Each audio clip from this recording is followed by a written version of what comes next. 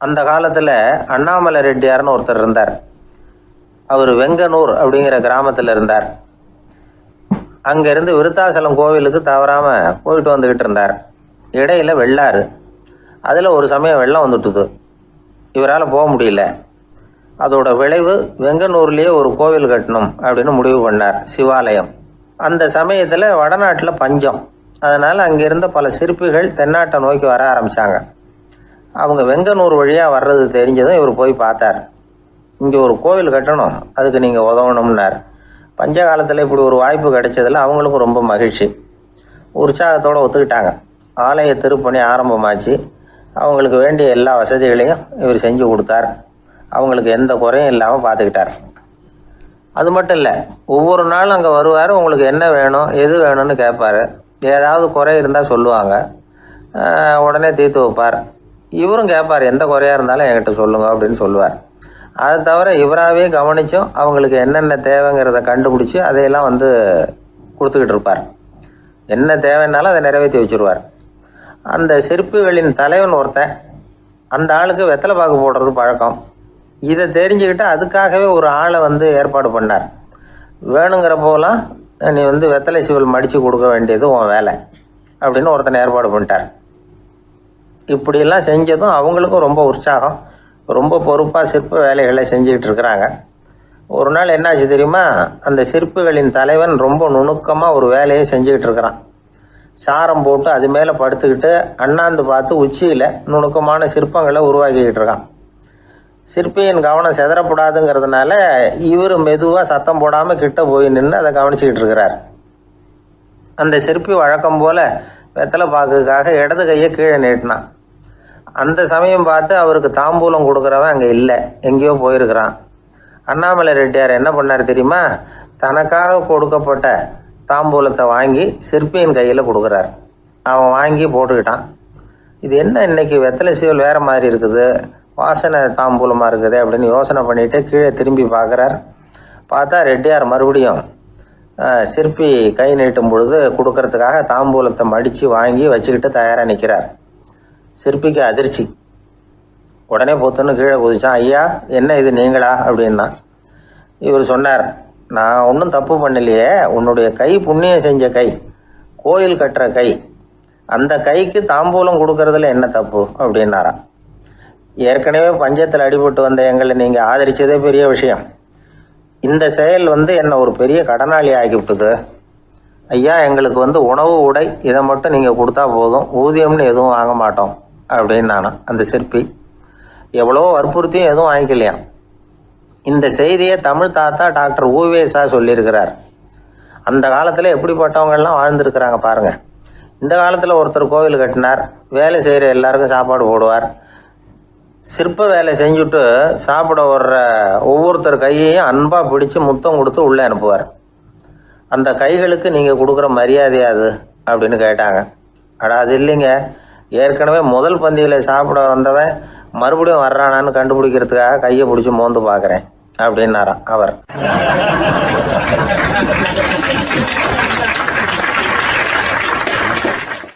பிரம்மத்தை அறிந்தவன் பிரம்மமாகிறான் அப்படின்னு ஒரு பெரியவர் பேசினார் ஒரு கோவிலில். தைத்திரிய உபனிஷத்து அப்படி சொல்லுதான். இதை கேட்கும் பொழுது நமக்கு ஒரு சந்தேகம் வரும். அது எப்படி? பிரம்மத்தை அறிந்தவன் பிரம்மம் ஆகிறான்னா, சிங்கத்தை அறிந்தவன் சிங்கம் ஆகிறானா, தோசையை அறிந்தவன் தோசை ஆகிறானா? இப்படிப்பட்ட சந்தேகம் நமக்கு வர்றதுல ஒன்றும் ஆச்சரியம் இல்லை. இது இயற்கை.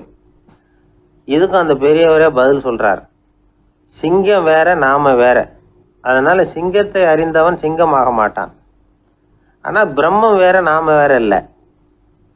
அதனால பிரம்மத்தை அறிந்தவன் பிரம்மமாகிறான் அப்படிங்கிறது அவரோட விளக்கம். மனிதன் அவன்தான் தான் பிரம்மங்கிறது தெரியாதனால தான் அதை வேற எங்கேயோ தேடிட்டு இருக்கிறான். கடைசியில் அது தான் தாங்கிறது புரிஞ்சுக்கிற பொழுது அவன் பிரம்மம் ஆயிடுறான். இதை விளக்கிறதுக்கு ஒரு உபநிஷத்து கதையே இருக்குது. நமக்கு தெரிஞ்ச கதை தான், ஆனால் அதை வேறு விதமான அர்த்தத்தில் விளையாட்டாக சொல்லிகிட்டு இருக்கிறோம். ஒரு சமயம் ஒரு 10 நண்பர்கள் ஒரு காட்டு வழியாக போய்கிட்டு இருக்கிறாங்க. குறுக்க ஒரு நதி, அதை கடந்து அடுத்த பக்கம் போகணும். எல்லாரும் ஒரு வழியாக கடந்து அடுத்த கரைக்கு போய் சேர்ந்துட்டாங்க. அங்கே போய் சேர்ந்ததுக்கு அப்புறம் எல்லாரும் பத்திரமா சேர்ந்துட்டோமா அப்படின்னு தெரிஞ்சுக்கிறதுக்காக எண்ணி பார்க்குறான் அந்த கூட்டத்து தலைவன். அவங்க மொத்தம் 10 பேர். ஆனால் இவன் எண்ணி பார்க்குறப்போ 9 தான் வருது. ஏன்னா அவன் தன்னை விட்டுவிட்டான். எதிரில் நிற்கிறவங்கள மட்டுமே எண்ணுறான். ஐயோ 10வது ஆள் எங்கேங்கிறான், பதறான். சரி நீ இரு, நான் எண்ணி பார்க்குறேன்னு சொல்லிவிட்டு இன்னொருத்தன் வந்து எண்ணுறான். அவனும் தன்னை விட்டுட்டு எண்ணுறான். 9 தான் வருது. எல்லாரும் கொய்யோ முறையோன்னு கத்த ஆரம்பிச்சிட்டாங்க. அந்த சமயத்தில் ஒரு பெரியவர் அந்த பக்கமாக வர்றார். என்ன விஷயம்னு விசாரிக்கிறார். 10வது ஆள் 6 அடிச்சுட்டு போட்டுது அப்படின்னு சொல்லி இவங்க அழறாங்க. சரி அழாதீங்க அப்படின்னு சொல்லி அந்த தலைவனை பார்த்து இப்படி வாங்குறார். வர்றான். இப்போ எனக்கு முன்னாடி ஒரு தரம் எண்ணு பார்க்கலாம்ங்கிறார். 1 2 3ன்னு ஆரம்பித்து 9ல் வந்து முடிக்கிறான். உடனே பெரியவர் நீ தான் அந்த 10வது ஆள் அப்படிங்கிறார். இது உண்மை. நாம தான் அது. நாம தான் நம்மளை வேற எங்கேயோ தேடிட்டு இருக்கிறோம். நாம் எங்கேயோ தேடிட்டு இருக்கிறோமே, அந்த பிரம்மம் நாம தான். இப்படி ஒரு பெரிய உண்மையை விளக்கிறதுக்காக தான் அப்படி ஒரு கதை சொல்லப்பட்டது. ஆனால் அதை வந்து நாம் வேறு விதமாக வேடிக்கையாக உபயோகப்படுத்திக்கிட்டு இருக்கிறோம். எப்படி தெரியுமா? ஒரு ஆத்தங்கரையில் ஒரு 10 பேர் முழிச்சுக்கிட்டே நின்றுக்கிட்டு இருந்தாங்களாம். அந்த பக்கமாக வந்த ஒருத்தன் ஏன் இப்படி முழிச்சுக்கிட்டு நிற்கிறீங்கன்னு கேட்டிருக்கிறான். எங்களுக்கு நீச்சல் தெரியாது, நாங்கள்லாம் அடுத்த கரைக்கு போய் சேரணும் அப்படின்னு நாங்களாம். சரி நான் கொண்டுட்டு போய் விடுறேன்.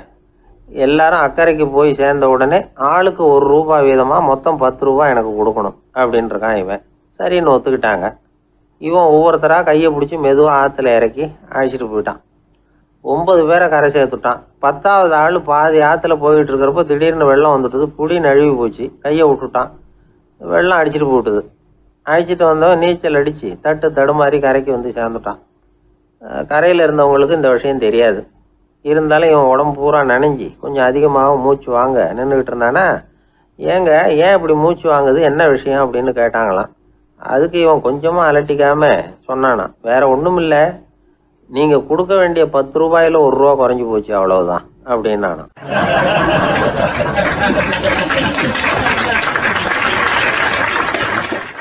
ஒரு ஆள் ராமகிருஷ்ணரை தேடி வந்தான். அவன் கையில் 1000 பொற்காசுகள் வச்சுருந்தான். அதை அவர்கிட்ட கொடுத்து இதை ஏற்றுக்கணும் அப்படின்னு ரொம்ப பணிவாக கேட்டுக்கிட்டான். அவர் பார்த்தார், இது எனக்கு தேவையில்லை, ஆனாலும் உன்னுடைய மனசை புண்படுத்துறதுக்கு நான் விரும்பலை, அதனால் நீ கொடுக்குறத வாங்கிக்கிறேன்னார். வாங்கிக்கிட்டார். அப்புறம் கேட்டார், இதை பாரு, இனிமேல் இதெல்லாம் என்னுடைய இது தானே அப்படின்னார். ஆமாம், அதையெல்லாம் நான் உங்களுக்கே கொடுத்துட்டேன்னா அவன். சரி இப்போ நீ எனக்காக ஒரு காரியம் பண்ணணும்னார்.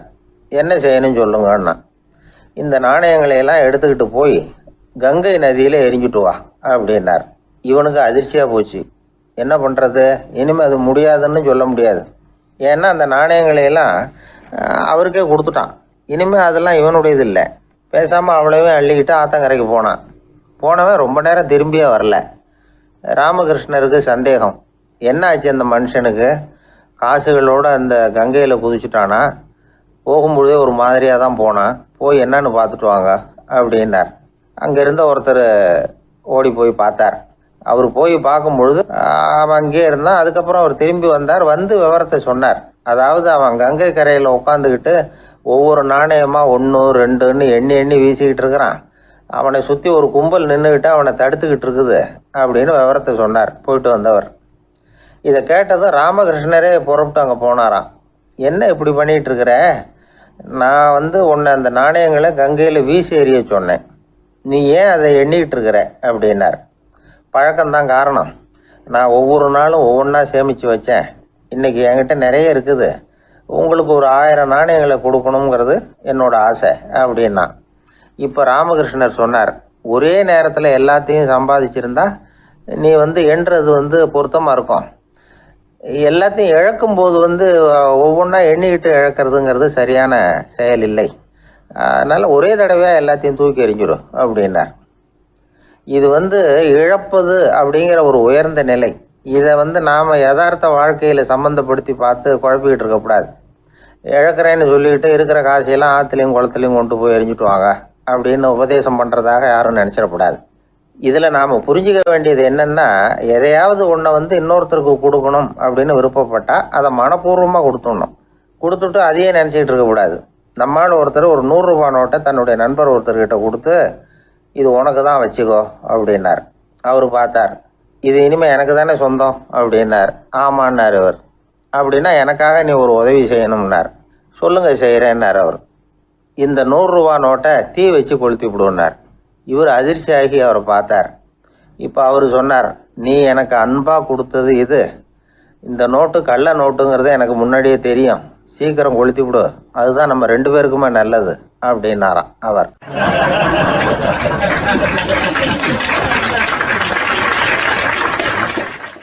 ஏங்க எங்கே போயிட்டு வரீங்க அப்படின்னு கேட்டேன். எனக்கு வேண்டப்பட்ட ஒருத்தரை பார்த்து. ஆஸ்பத்திரிக்குன்னார். எந்த ஆஸ்பத்திரிக்குன்னே? மாட்டு ஆஸ்பத்திரிக்குன்னார். என்ன விஷயம்னே? மாமனாருக்கு உடம்பு சரியில்லை, அதுதான் மாட்டு ஆஸ்பத்திரிக்கு போயிட்டு வரேன்னார். அட பாவி, அதுக்கு அந்த ஆஸ்பத்திரிக்கா போவாங்க அப்படின்னு ஆச்சரியமா. அட அது இல்லைப்பா, முதல்ல எங்கள் குடும்ப டாக்டர் தான் தேடிக்கிட்டு போனேன். அவர் அந்த நேரத்தில் அவர் வளர்க்குற நாய்க்குட்டிக்கு உடம்பு சரியில்லைன்னு சொல்லி அதை தூக்கிக்கிட்டு மாட்டு ஆஸ்பத்திரிக்கு போயிட்டாராம் சொன்னாங்க. அதனால் அங்கே போய் அவரை சந்தித்து விஷயத்தை சொல்லிவிட்டு வர்றேன்னார். அப்புறம் தான் எனக்கு கொஞ்சம் நிம்மதியாக இருந்தது. பொதுவாக நமக்கு தெரிஞ்ச வரையில் டாக்டர்கள் 2 வகை. நமக்கு வைத்தியம் பண்ணுற டாக்டர்கள் ஒரு வகை, நம்மக்கிட்ட இருக்கிற ஆடு மாடு கோழிக்கு வைத்தியம் பண்ணுற டாக்டர்கள் ஒரு வகை. இப்போ தான் எனக்கு தெரியும் இன்னொரு வகையான டாக்டர்களும் உண்டுங்கிறது. அது யாருன்னா பூச்சிகளுக்கு வைத்தியம் பண்ணுற டாக்டர்கள், அதாவது பூச்சி டாக்டர்கள். வெளிநாடுகளில் அப்படிலாம் கூட சில பேர் இருக்கிறாங்க. பிரிட்டனில் யார்க்ஷயர் வட்டாரத்தில் ராதர்ஹாம் அப்படின்னு ஒரு ஊர். அங்கே ஒரு விலங்கியல் மருத்துவர், பேர் டாக்டர் லான்ஸ் ஜெப்சன். அவர் ஆஸ்பத்திரி வாசலில் பார்த்தீங்கன்னா தினமும் நிறைய பேர் நின்றுக்கிட்டு இருப்பாங்க. கையில் கண்ணாடி குடுவை, தகர டப்பா இப்படி ஏதாவது இருக்கும். அதுக்குள்ளே ஏதாவது பூச்சிகள் இருக்கும். அதுக்கு வைத்தியம் பண்ணுறதுக்காக வந்தவங்க தான் அவங்க எல்லாம். சிலந்தி பூச்சி, பல்லி, தேளு, பாம்பு இப்படி ஏதாவது இருக்கும். பொழுதுபோக்காக சில பேர் நாய், பூனை, கிளி, மைனா, புறா இப்படி ஏதாவது வளர்க்குறாங்கல்ல, அது மாதிரி இப்போல்லாம் தேளு, பல்லி, பாம்பு, பூச்சி இதையெல்லாம் வளர்க்க ஆரம்பிச்சிட்டாங்களாம். இது ஒரு புது ஃபேஷன். இப்போ கூண்டுக்குள்ளே டப்பாக்குள்ளே போட்டு வளர்க்குறது, அதுக்கு ஏதாவது நோய் வந்துட்டுதுன்னா வைத்தியம் பண்ணுறதுக்கு டாக்டர்கிட்ட வந்துட வேண்டியது, இப்படி இந்த பழக்கம்லாம் நிறையா வந்துட்டுது. ரத்தம் உறிஞ்சிற அட்டைகள் கூட இவங்ககிட்ட வைத்தியத்துக்கு வருதான். சிலந்திகளில் செங்கால் சிலந்தின்னு ஒரு வகை. மத்திய அமெரிக்க காடுகளில் இது அதிகம். சிலந்திகள்லேயே ரொம்ப விலை உசந்தது இந்த ரகம்தான். கால்களில் சிவப்பு கோடுகள் இருக்கும். இந்த இனம் இப்போ குறைஞ்சிக்கிட்டே வர்றதுனால சர்வதேச விதிகளின்படி இவற்றின் ஏற்றுமதி இறக்குமதிக்கு தடை விதிக்கப்பட்டிருக்குது.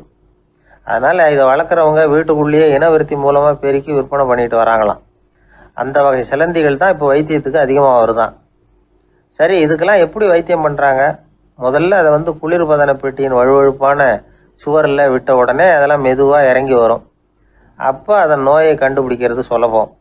அப்புறம் அதுக்கு கிருமிகளை கொல்லக்கூடிய மருந்துகளையோ வலி நிவாரண மருந்துகளையோ கொடுப்பாங்க. கால் உடைஞ்ச சிலந்திகளுக்கு பசையை கொண்டு ஆப்ரேஷன் பண்ணுவாங்க.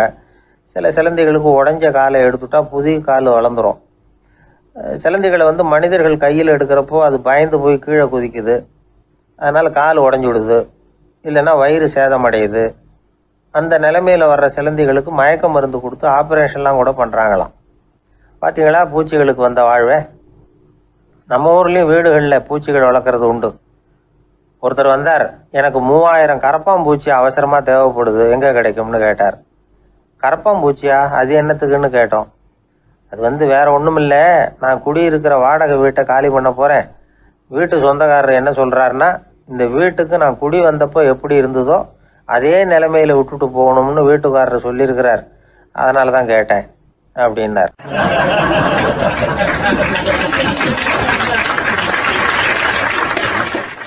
ஒரு தந்தை தன்னோட பிள்ளைய ரொம்ப தைரியசாலியாக வளர்க்கணும்னு ஆசைப்பட்டார்.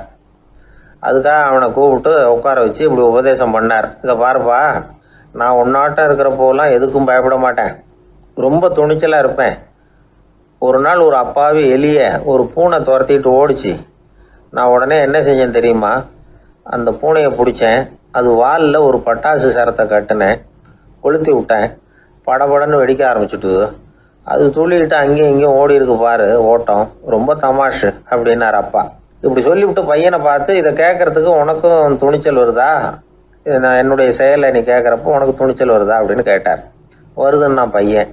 எப்படின்னா அப்படிங்கிற விவரத்தையும் சொன்னான் அவன். அதாவது எலியை விரட்டினத்துக்காக பூனை வாலில் பட்டாசு கொளுத்துனீங்க நீங்கள், பூனையை விரட்டினத்துக்காக உங்கள் கழுத்தில் பட்டாசு சரத்தை மாட்டினா என்னென்னு தோணுது எனக்கு அப்படின்னு நான் பையனோட துணிச்சல் அப்பாவையே நடுங்க வச்சுட்டுது. அது சரி, ஒரு அப்பா பிள்ளைக்கு இப்படியா உபதேசம் பண்ணுறது? எல்லாருக்கிட்டையும் அன்பாக பழகிறது எப்படி அப்படின்னு சொல்லி கொடுக்கணும். பிஞ்சு உள்ளங்களில் நஞ்சை தூவலாமா? ஒரு நாள் விநாயகர் ஒரு பூனையோடு விளையாடிக்கிட்டு இருந்தாராம். அப்படி ஆசையாக விளையாடிக்கிட்டு இருந்தப்ப அவரோட கை நகம் தவறுதெல்லாம் பூனையோட முகத்தில் பட்டுட்டு தான். அது ஒரு சின்ன கீறலை உண்டாகி விட்டுது. அப்போ அவர் அதை ஒரு பெருசாக நினைக்கல.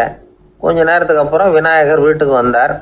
அவங்க அம்மா பார்வதி தேவியை பார்த்தார். பார்வதி தேவி கன்னத்தில் விரலால் கீறினது மாதிரி ஒரு அடையாளம் இருந்தது.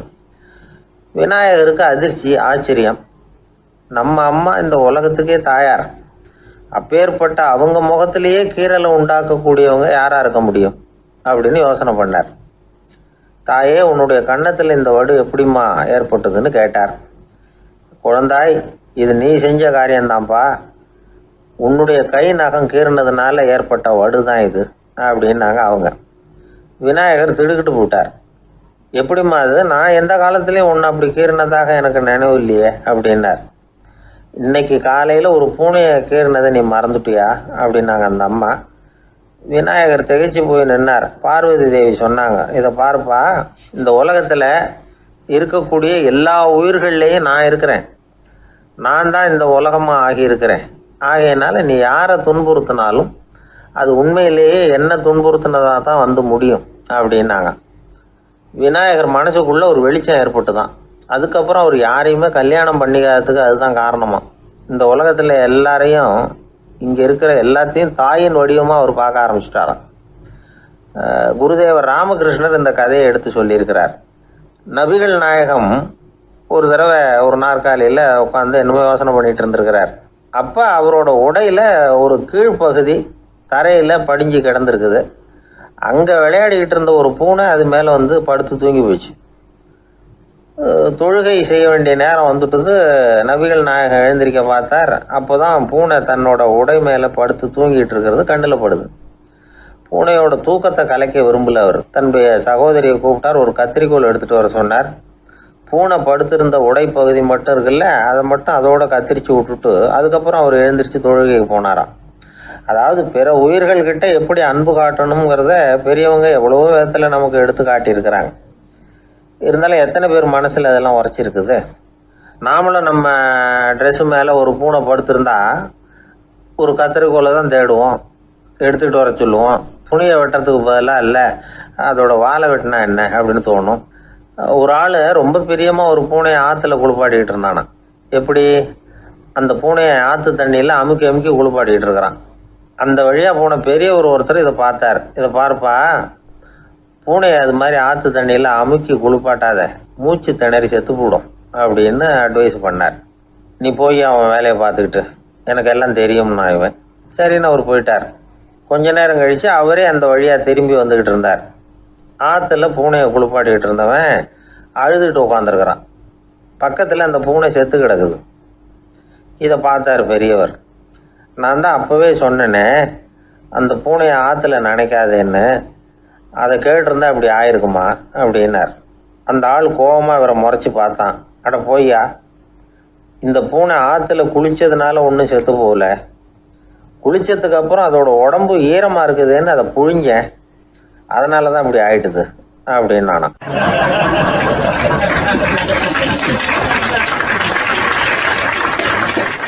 உலகத்தில் எது எதுக்கோ ஆராய்ச்சி கூடங்கள் இருக்குதுல்ல, அது மாதிரி தூக்கத்தை பற்றி ஆராய்ச்சி பண்ணுறதுக்கு ஒரு ஆராய்ச்சி கூடம் இருக்குது. அப்படி ஆராய்ச்சி பண்ணணும்னா அதுக்கு மூழ்கிக்கிட்டு இருக்கணும்ல. அதனால தான் அந்த ஆராய்ச்சி கூடம் இங்கே இல்லை. அமெரிக்காவில் பாஸ்டன் பல்கலைக்கழக மருத்துவமனையில் அது இருக்குது. அங்கே தூக்கத்தை பற்றி பலவிதமான ஆராய்ச்சிகள் பண்ணிகிட்டு இருக்கிறாங்க. அந்த ஆராய்ச்சி கூடத்தில் இயக்குனராக இருக்கிற ஒரு நிபுணர் அவர் என்ன சொல்கிறார் தெரியுமா? உங்களுக்கு தூக்கம் வரலையா, நீங்கள் நல்லா தூங்குறதுக்கு தாராளமாக சில யோசனைகளை என்னால் சொல்ல முடியும் அப்படிங்கிறார். யோசனை தானே, காசா பணமாக கேட்டு வச்சுக்கலாமே. உணவு, மனநிலை, தூங்கும் இடத்தோட சூழ்நிலை, படுக்கைக்கு செல்கிறப்போ உள்ள பழக்க வழக்கங்கள், இது காரணமாக ஒருத்தருக்கு தூக்கம் வராமல் போகலாம். தூக்கம் வராததுக்கு இதுதான் காரணம்னா அதையெல்லாம் சுலபமாக கட்டுப்படுத்தலாங்கிறார் அவர். தூக்கத்தை வரவழைக்கக்கூடிய ஒரு நல்ல மருந்து உடற்பயிற்சி. ஆனால் ஒன்று, படுக்க போகிற நேரத்தில் இது மாதிரி உடற்பயிற்சிகள் எல்லாம் செய்யக்கூடாது. கொஞ்சம் முன்னாடி பகல்லையே இந்த பயிற்சிகளை செய்கிறது நல்லது. தூக்கம் வராமல் அவதிப்படுறவங்க பிற்பகல் நேரங்களில் காஃபி, டீ இது மாதிரி பானங்களை சாப்பிடக்கூடாது. மது அருந்துறது கூட தூக்கத்தை பாதிக்கும். வெது வெதுப்பான நீரில் குளிக்கிறது, தியானத்தில் ஈடுபடுறது, ஓய்வாக இருக்கிறது, படுக்கிறது, அதாவது படுக்கிறதுக்கு முன்னாடி ஒரு கோவலை பால் சாப்பிட்றது, இதெல்லாம் தூக்கத்தை வரவழைக்கிறது ரொம்ப உதவியாக இருக்கும். இன்னொரு விஷயம் என்னென்னா, தூங்கி ஆகணுமேங்கிற கவலை வேண்டியதில்லை. அப்படி நினச்சி கவலைப்படுறதை விட்டுடணும். தூக்கம் வரலையா, உடனே படுக்கையை விட்டு எழுந்திரிக்க வேண்டியது. வெளியில் வாங்க, வேறு ஏதாவது வேலையில் ஈடுபடுங்க, கொஞ்சம் நேரம் உலாவுங்க, அல்லது ஏதாவது ஒரு புஸ்தகத்தை எடுத்து படிங்க. களைப்பு ஏற்பட்டால் மறுபடியும் படுக்கைக்கு போங்க, தூக்கம் தானாக வந்துடும். ஒரு விஷயத்தை மட்டும் நல்லா ஞாபகத்தில் வச்சுக்கணும். படுக்கைக்கு போகிறப்போ உங்கள் மற்ற எல்லா பிரச்சனைகளையும் மறந்துடணும். அது எப்படி சார் முடியும், அந்த நேரம் தானே எல்லா பிரச்சனையும் வரிசையாக ஞாபகத்துக்கு வருது அப்படின்னு நாம் நினைக்கலாம். ஆனால் பழக்கத்தில் அதை நாம் மாற்றிக்க முடியும். கொஞ்சம் முயற்சி பண்ணணும், அவ்வளோதான். இது எல்லாமே ஆராய்ச்சி பண்ணி பார்த்துட்டு அந்த நிபுணர் சொல்கிற கருத்து தான். இன்னொரு விஷயமும் அவர் சொல்கிறார். அது என்னென்னா, உடல் கோளாறு காரணமாக தூக்கம் வராமல் அவதிப்படுறவங்களுக்கெல்லாம் இந்த யோசனைகள் சரியாக வராது அப்படிங்கிறார். அதுக்கெல்லாம் மருத்துவ சிகிச்சை கொடுத்து தான் சரி பண்ணணும். சில பேருக்கு நடு ராத்திரியில் மூச்சு திணறல் ஏற்பட்டு தூக்கம் வராமல் போயிடும். ஊரெல்லாம் தூங்குறப்ப தான் மட்டும் தூங்காமல் மூழ்கிட்டு இருக்கிறது, ஊரெல்லாம் மூழ்கிட்டு இருக்கிறப்போ தான் மட்டும் தூங்குறது, இது மாதிரி கோளாறுகளால் சில பேர் பாதிக்கப்படலாம். காலு தசை முறுக்கிக்கிறதுனால சில பேருக்கு அடிக்கடி விழிப்பு வரலாம். மன அழற்சி காரணமாக சில பேருக்கு தூக்கம் வராது. இது மாதிரி கோளாறுகளுக்கெல்லாம் அதுக்கு தகுந்த மாதிரி சிகிச்சை கொடுத்து தான் சரி பண்ண வேண்டியிருக்கும். எந்த கோளாறும் இல்லாமல் தூக்கம் வரலைன்னா ஆரம்பத்தில் சொன்ன முறைகளை கடைபிடிச்சு பார்க்கலாம். தூக்கம் வந்ததுன்னா யோசனை சொன்ன அந்த நிபுணருக்கு நன்றி சொல்லலாம். ஒருத்தர், ஏன் சார் பஸ்ஸில் தூங்குறது கெட்ட பழக்கமானு கேட்டார். இல்லையே, நான் கூட பஸ்ஸில் போகிறப்ப தூங்கிட்டு தானே போவேன் அப்படின்னார் இன்னொருத்தர். அப்புறம் ஏன் என்ன டிரைவர் வேலை வேணாம்னு வீட்டுக்கு அனுப்பி வச்சுட்டாங்க அப்படின்னாராம் அவர்.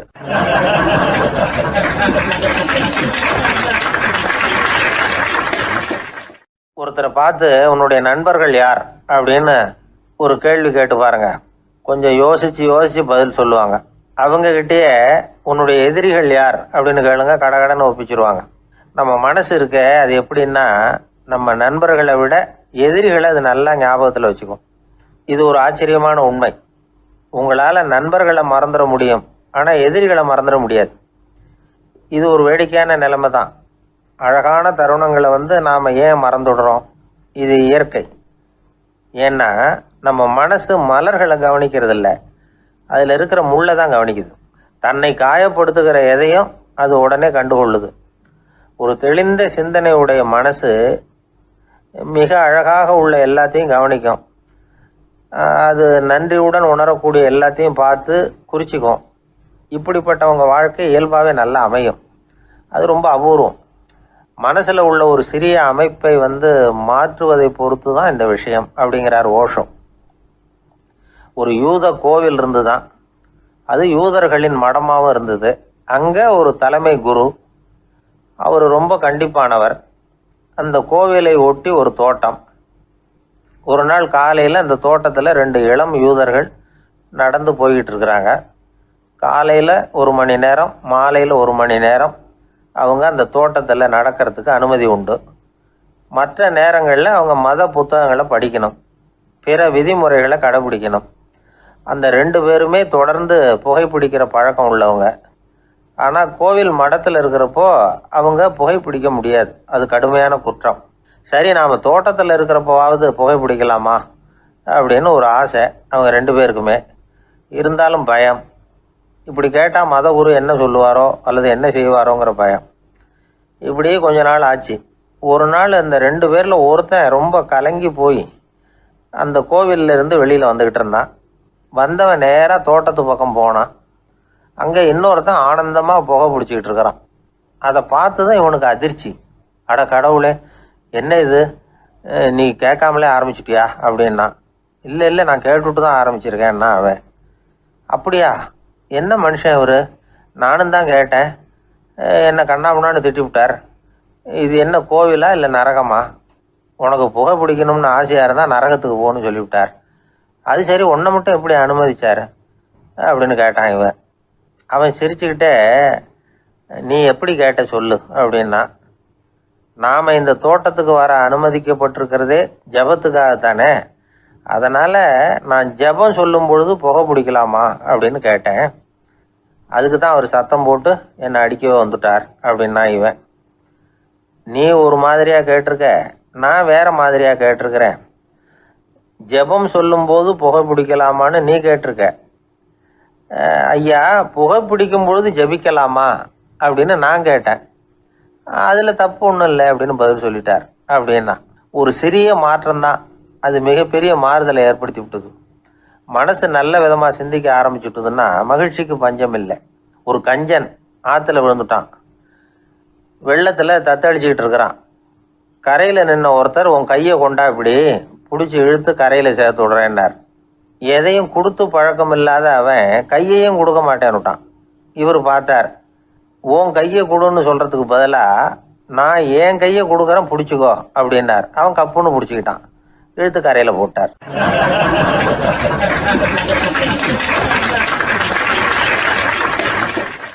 ஆயிரத்தி 1816 செப்டம்பர் மாதம் 11 பிரான்ஸ் தேசத்தில் உள்ள ஒரு மருத்துவமனை. அங்கே ஒரு இளம் டாக்டர் கொஞ்ச நாளைக்கு முன்னாடி தான் அந்த ஆஸ்பத்திரியில் புதுசாக வேலைக்கு சேர்ந்துருக்கிறார். அவர் பேர் ரெனே லெனக். அவர் அன்னைக்கு காலையில் அந்த மருத்துவமனையில் அப்படியே ரவுண்ட்ஸ் வந்துக்கிட்டு இருக்கிறார். வார்டில் ஒரு படுக்கையில் ஒரு இளம் பெண் படுத்திருக்கிறார். அந்த பொண்ணுக்கு இருதய நோயாக இருக்கலாம்ங்கிறது மற்ற டாக்டர்கள் சந்தேகம். அந்த காலத்துல எல்லாம் ஒருத்தருடைய இருதய துடிப்பை தெரிஞ்சுக்கணும்னா நோயாளியின் மார்பில் டாக்டர் காதை வச்சு பார்த்து தான் தெரிஞ்சுக்கிறது வழக்கம். ஆனால் இந்த பெண்ணும் இளம் பெண், அந்த டாக்டரும் புதுசாக சேர்ந்துருக்கிறவர். அதனால் பரிசோதனை பண்ண தயங்கினார். கொஞ்ச நேரம் யோசனை பண்ணார். திடீர்னு ஒரு ஞாபகம் வந்தது அவருக்கு. அதாவது அன்னைக்கு விடியற் காலையில் தோட்டத்தில் அப்படி வாக்கிங் போயிட்டு இருந்தப்போ சின்ன பசங்கள்லாம் ஒரு மரக்கட்டையை வச்சு விளையாடிக்கிட்டு இருந்தாங்களாம். அதை இவர் பார்த்துருக்கிறார். அது என்ன விளையாட்டுனா, ஒரு நீளமான மரப்பலகை, அதில் ஒரு முனையில் ஒரு பையன் தன்னுடைய காதை வச்சுக்கிட்டு இருக்கிறான், மறுமுனையில் இன்னொரு பையன் அந்த மரப்பலகையை ஒரு ஆணியால் கீறிக்கிட்டு இருக்கிறான். ஒரு முனையில் ஆணியால் கீறும் பொழுது மறுமுனையில் காதை வச்சிருக்கிற பையனுக்கு அந்த சத்தம் துல்லியமாக கேட்குது. அந்த டாக்டருக்கு காலையில் பார்த்த இந்த விளையாட்டு ஞாபகத்துக்கு வந்துட்டுது. உடனே என்ன பண்ணார் தெரியுமா? ஒரு நீளமான காகிதத்தை எடுத்தார், அதை அப்படியே உருளை மாதிரி உருட்டினார். ஒரு முனையை அந்த நோயாளியின் மார்பில் இடது பக்கம் வச்சார், இன்னொரு முனையில் தன்னுடைய காதை வச்சார். என்ன ஆச்சரியம்! நோயாளியின் மார்பில் நேரடியாக காதை வச்சு கேட்குறத விட துல்லியமாக கேட்டுது இதய துடிப்பு. இதய துடிப்பு மட்டும் இல்லை, மூச்சு இழுத்து விடுறது, திரவ பொருள்களின் அசைவு, எல்லா சத்தமும் தெளிவாக கேட்குது. கிரேக்க மொழியில் ஸ்டெத்தாஸ் அப்படின்னா மார்பு, ஸ்கோப்பின் அப்படின்னா பார்ப்பதுன்னு அர்த்தம். அதனால் டாக்டர் ரெனே லெனக் தான் கண்டுபிடிச்ச கருவிக்கு ஸ்டெத்தஸ்கோப் அப்படின்னு பேர் வச்சார். அவரே முதல் மாடலையும் செஞ்சார். அளவு ரொம்ப பெருசாக இருந்தது, சுலபமாக எடுத்துகிட்டு போகிறது கஷ்டம், அது அவ்வளோ கஷ்டமாக இருந்தது அது. அதனால் அவரே அதை அப்புறம் 2 பிரிவாக தயார் பண்ணார். இது 2 துண்டையும் டாக்டர் தன்னோட கோட்டு பாக்கெட்டில் வச்சுக்கலாம், தேவைப்படுறப்ப எடுத்து ஒன்றா சேர்த்துக்கலாம். இப்படி தான் அவர் ஆரம்பத்தில் பண்ணார். தன்னுடைய இந்த கண்டுபிடிப்பை பற்றி அவர் ஒரு புத்தகம் எழுதினார். நிறைய விற்றுது, புகழும் பணமும் சேர்ந்தது. பணமும் புகழும் சேர்ந்தது மாதிரியே அவருக்கு ஒரு நோயும் சேர்ந்தது. அது என்ன நோயின்னு கண்டுபிடிக்கிறதுக்கும் அவர் கண்டுபிடிச்ச கருவி தான் உபயோகப்பட்டு தான். அவரே அதை கண்டுபிடிச்சார். அவருக்கு வந்திருந்தது காச நோய். 1826 ஆகஸ்ட் மாதம் 13 உலகத்தின் முதல் ஸ்டெதஸ்கோப்பை கண்டுபிடிச்ச டாக்டர் ரெனே லெனக் காலமானார். அவர் சாகிறதுக்கு முன்னாடி மரத்தால் செஞ்சு வச்சுருந்த ஸ்டெதஸ்கோப்பை தனக்கு வேண்டியப்பட்ட ஒரு டாக்டர்கிட்ட கொடுத்து, என்னுடைய சொத்துக்கள்லேயே ரொம்ப வசந்தது அப்படின்னு சொன்னாராம். அதுக்கப்புறம் 3 வெள்ளைக்காரங்க சேர்ந்து இந்த கருவியில் சில மாற்றங்களை பண்ணாங்க. ஆனால் 1829 லண்டனில் டாக்டர் நிக்கோலஸுங்கிறவர் ஒரு காதால் இதய துடிப்பை கேட்குறத விட டாக்டர் 2 காதாலையும் கேட்கறது தான் சரியாக இருக்கும் அப்படின்னு ஒரு கருத்தை வெளியிட்டார். அதுக்கப்புறம் ரொம்ப காலம் கழித்து 1852 ஜார்ஜ் காமான் அப்படிங்கிறவர் ரப்பர் டியூப்களை உபயோகப்படுத்தி 2 காதாலையும் கேட்குற மாதிரி ஒரு புதிய வடிவத்தை அதுக்கு கொடுத்தார். அதுக்கு பிறகு அது படிப்படியாக எவ்வளவோ மாற்றங்கள் இருந்தாலும் ஆரம்பத்தில் டாக்டர் ரெனே லெனக் உருவாக்கின அடிப்படை மாடலை யாரும் மாற்றி அமைக்கலைங்கிறது தான் முக்கியமான விஷயம். நமக்கு தெரிஞ்ச ஒரு ஆஸ்பத்திரி, அதில் ஒரு நோயாளி, காலை நேரத்தில் நர்ஸு அந்த பக்கமாக போயிட்டு இருந்தாங்க. அதை பார்த்துட்டு ஒரு நர்ஸுன்னு கத்துறார். நர்ஸு அவசரமாக ஓடி என்ன விஷயம்னு கேட்டாங்க. சிஸ்டர், இங்கே பாருங்கள், உங்கள் டாக்டரை என் நெஞ்சில் ஒரு காதை வச்சு கேட்டுக்கிட்டு இருக்கிறார் அப்படின்னார் நோயாளி. சிஸ்டர் பதட்டப்படாமல், அதனால் என்ன, இந்த டாக்டர் பழமையான விஷயங்களில் ரொம்ப நம்பிக்கை உள்ளவர், அதனால் ஸ்டெதாஸ்கோப்பை உபயோகப்படுத்தாமல் காதை வச்சு கேட்குறார், அது ஒன்றும் தப்பு இல்லை அப்படின்னாங்களாம். ஐயோ, அதுக்காக இல்லை சிஸ்டர், இவர் என் நெஞ்சு மேலே தலையை வச்சது நேற்று ராத்திரி 9 மணி, இப்போ விடிஞ்சு போச்சு, இன்னமும் தலையை எடுக்கவே இல்லை, அதுக்காக தான் சந்தேகப்பட்டு உங்களை கூப்பிடுறேன் அப்படின்னாராம்.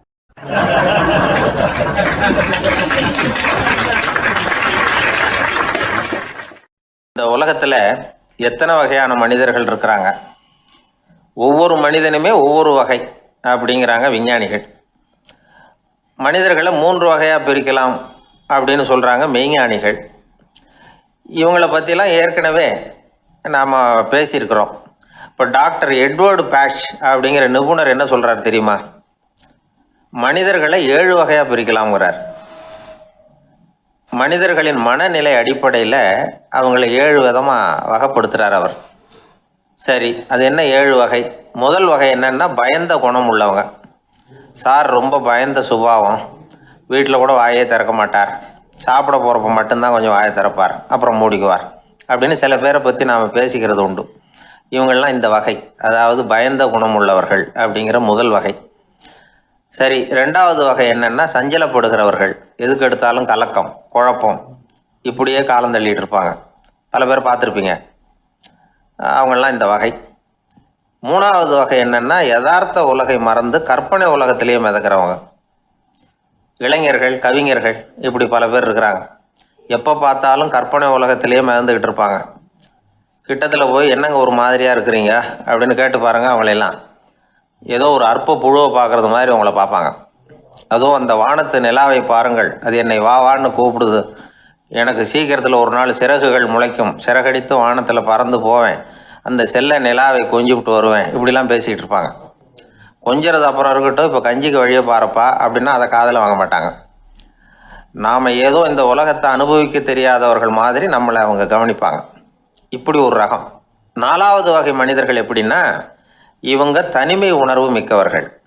இவங்க மற்றவங்களோட இயல்பாக நெருங்கி பழகிறதில்ல, தான் உண்டு தன்னுடைய வேலை உண்டுன்னு இருந்துட்டு போகிறவங்க. அடுத்த வீட்டில் இருக்கிறவர் யார் அப்படின்னு கேட்டால் கூட அடுத்த வீடுன்னு ஒன்று இருக்கா அப்படிங்கிறது மாதிரி நம்ம முகத்தை பார்ப்பாங்க. அவங்ககிட்ட மேற்கொண்டு நாம் என்னத்தை பேச முடியும்? இப்படி ஒரு வகை. 5வது வகை மனிதர்கள் எப்படின்னா, இவங்க மற்றவங்க செல்வாக்குக்கு உட்பட மறுப்பவர்கள். அடுத்தவங்களோட செல்வாக்குக்கு இவங்க ஆட்படுறதில்ல. நான் யார் தெரியுமான்னு கேட்டால் அதை தெரிஞ்சுட்டு எனக்கு என்ன ஆக போகுதும்பாங்க. இவங்கெல்லாம் அந்த ரகம்.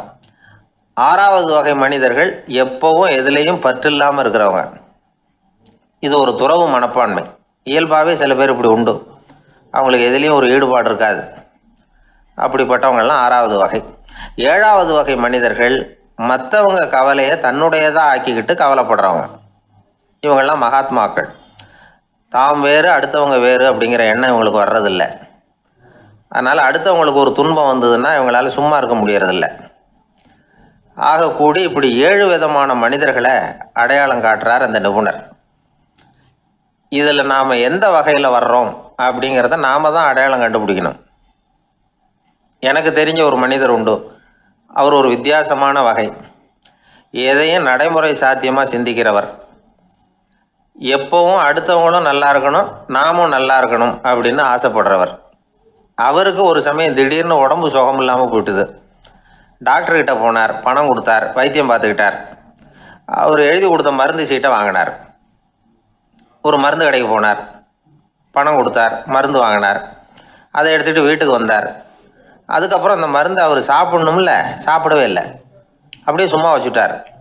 அவரை பார்த்து கேட்டேன், ஏன் சார் இப்படி பண்ணுறீங்க, வீண் செலவு தானே இது, நீங்கள் ஏன் டாக்டர்கிட்ட போய் பணம் செலவு பண்ணினீங்கன்னு கேட்டேன். அவர் சொன்னார், டாக்டர் வாழணும் இல்லையா, அதனால தான் அப்படின்னார். சரி, அப்புறம் ஏன் மருந்து வாங்கினீங்க அப்படின்னு கேட்டேன்.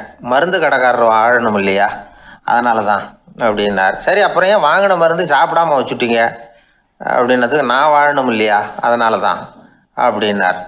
இவர் வாழ்க்கையை புரிஞ்சுக்கிட்டவர். இப்படி வாழ்க்கையை புரிந்து கொண்டு வாழ தெரிஞ்சுக்கணும்.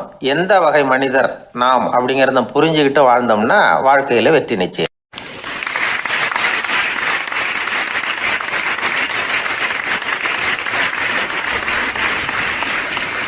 எதிர்காலத்தை நினச்சா எனக்கு ரொம்ப பயமாக இருக்குது சார் அப்படின்னு சொல்கிறவங்க நிறைய பேர் இருக்கிறாங்க.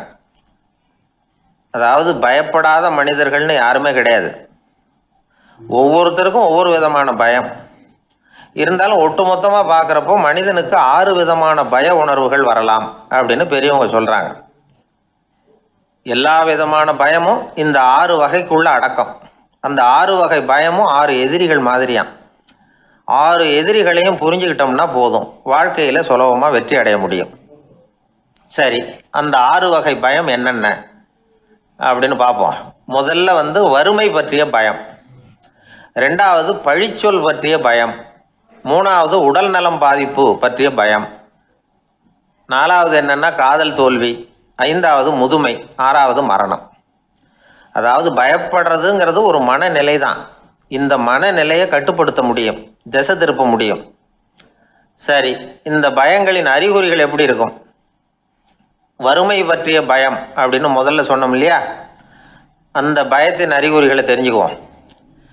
எதுலேயும் அக்கறை இல்லாமல் இருக்கிறது, ஒரு குறிக்கோள் இல்லாமல் இருக்கிறது, வறுமையை சகிச்சுக்கிறது, வாழ்க்கையில் கிடைக்கிறது எதுவாக இருந்தாலும் ஆட்சேபனை இல்லாமல் ஏற்றுக்கிறது, மனசாலும் உடம்பாலும் சோர்ந்து போயிருக்கிறது, ஆர்வம், முனைப்பு, கற்பனை திறன் எதுவுமே இல்லாமல் இருக்கிறது.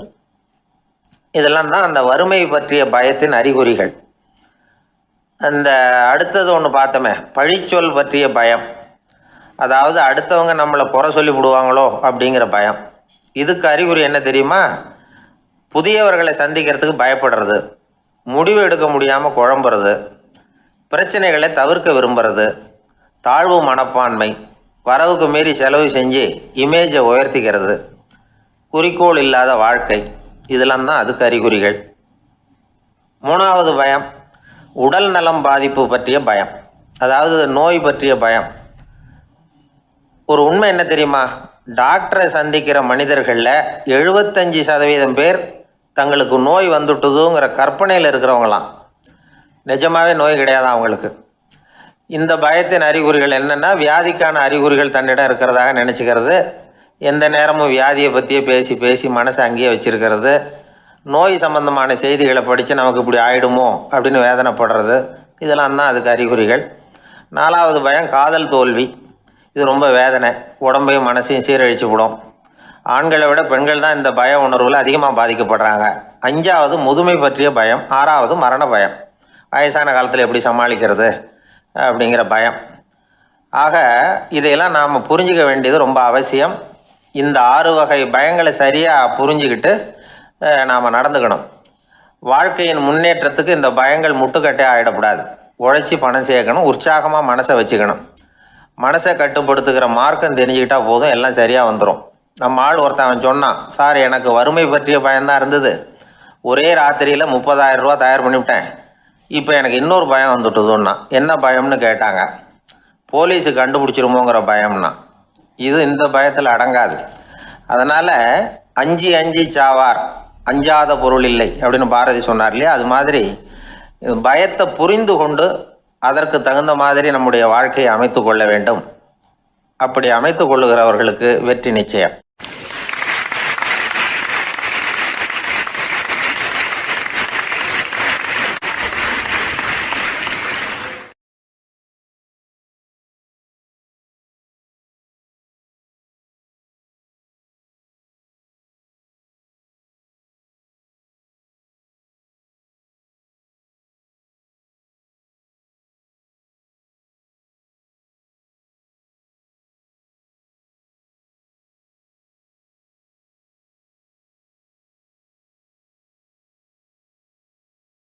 ஆர்வமா பார்த்தேன்.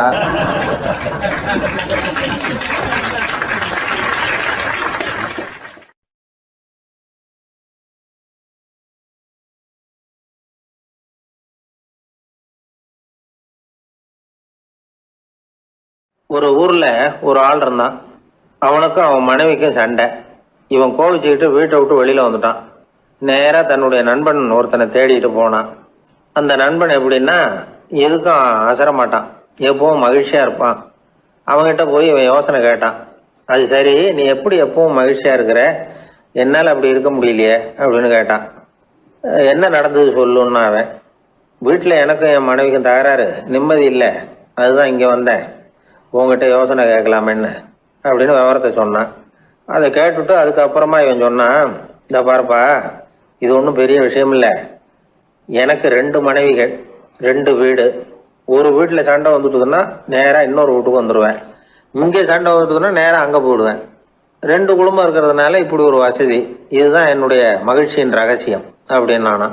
ஓ அப்படியா விஷயம், இப்போ புரிஞ்சுக்கிட்டேன், உன்னுடைய யோசனைக்கு ரொம்ப நன்றி அப்படின்னு சொல்லிவிட்டு அவன் திரும்பி வந்துட்டான்.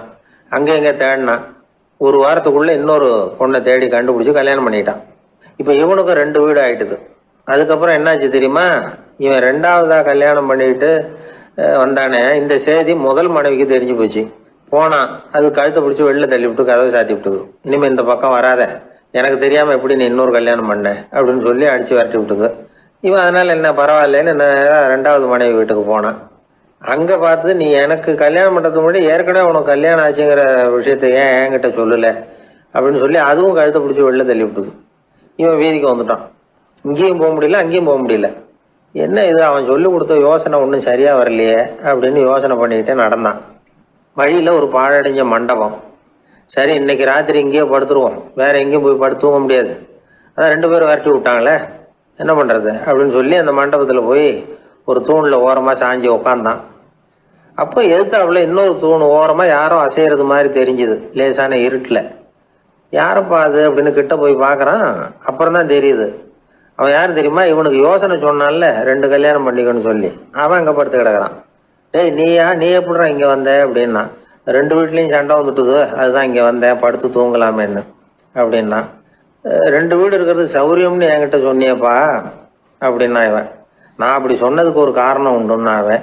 என்னடா காரணம்னு கேட்டான். அது வேற ஒன்றும் இல்லை, தினமும் ராத்திரி இல்லை இந்த மண்டபத்தில் தனியாக படுக்கிறதுக்கு எனக்கு பயமாக இருந்தது, எனக்கு ஒரு துணை தேவைப்பட்டது, அதுக்காக தான் உங்ககிட்ட அப்படி ஒரு யோசனை சொன்னேன். இப்போ நீ வந்ததுனால எனக்கு துணை கிடச்சிட்டுது. இப்போ நம்ம 2 பேரும் துணையாக இங்கே படுத்துக்கலாம், நீ அந்த தூணில் சாஞ்சிக்கோ, நான் இந்த தூணில் சாஞ்சிக்கிறேன் அப்படின்னு சொல்லி படுத்து தூங்க ஆரம்பிச்சிட்டானோ. அதாவது நம்ம வாழ்க்கையில் முடிவுகள் எடுக்கிற விஷயத்தில் இந்த ஆள் மாதிரி தான் பல பேர் நடந்துக்கிறோம் அப்படிங்கிறார். அதாவது உலக புகழ்பெற்ற மனோதத்துவ மேதை ஸ்காட் பெக் அப்படிங்கிறவர். அதாவது வீட்டுக்கு தேவையான பொருள்கள் வாங்குறதுலேருந்து கல்யாணம் பண்ணுறது, வீடு கட்டுறது வரைக்கும் அடுத்தவங்க பேச்சை கேட்டு வீணா போகிறவங்க தான் அதிகம். அறிவுரை கேட்கறதுல தப்பு இல்லை, ஆனால் அதுக்கப்புறம் அதை பற்றி சரியாக சிந்திச்சு பார்க்கறது இல்லை, அதுதான் தப்பு. சில பேர் அறிவுரை சொல்கிறதுலேயே ரொம்ப தெளிவாக இருப்பாங்க. ஏன் சார் 2 சம்சாரத்தோட குடும்பம் நடத்துறது ரொம்ப கஷ்டமானு கேட்டாராம் ஒருத்தர். அது எனக்கு தெரியாதுங்க அப்படின்னாராம் அவர். ஏன்னு கேட்டிருக்கார். ஏன்னா எனக்கு 3 சம்சாரம் அப்படின்னாராம் அவர்.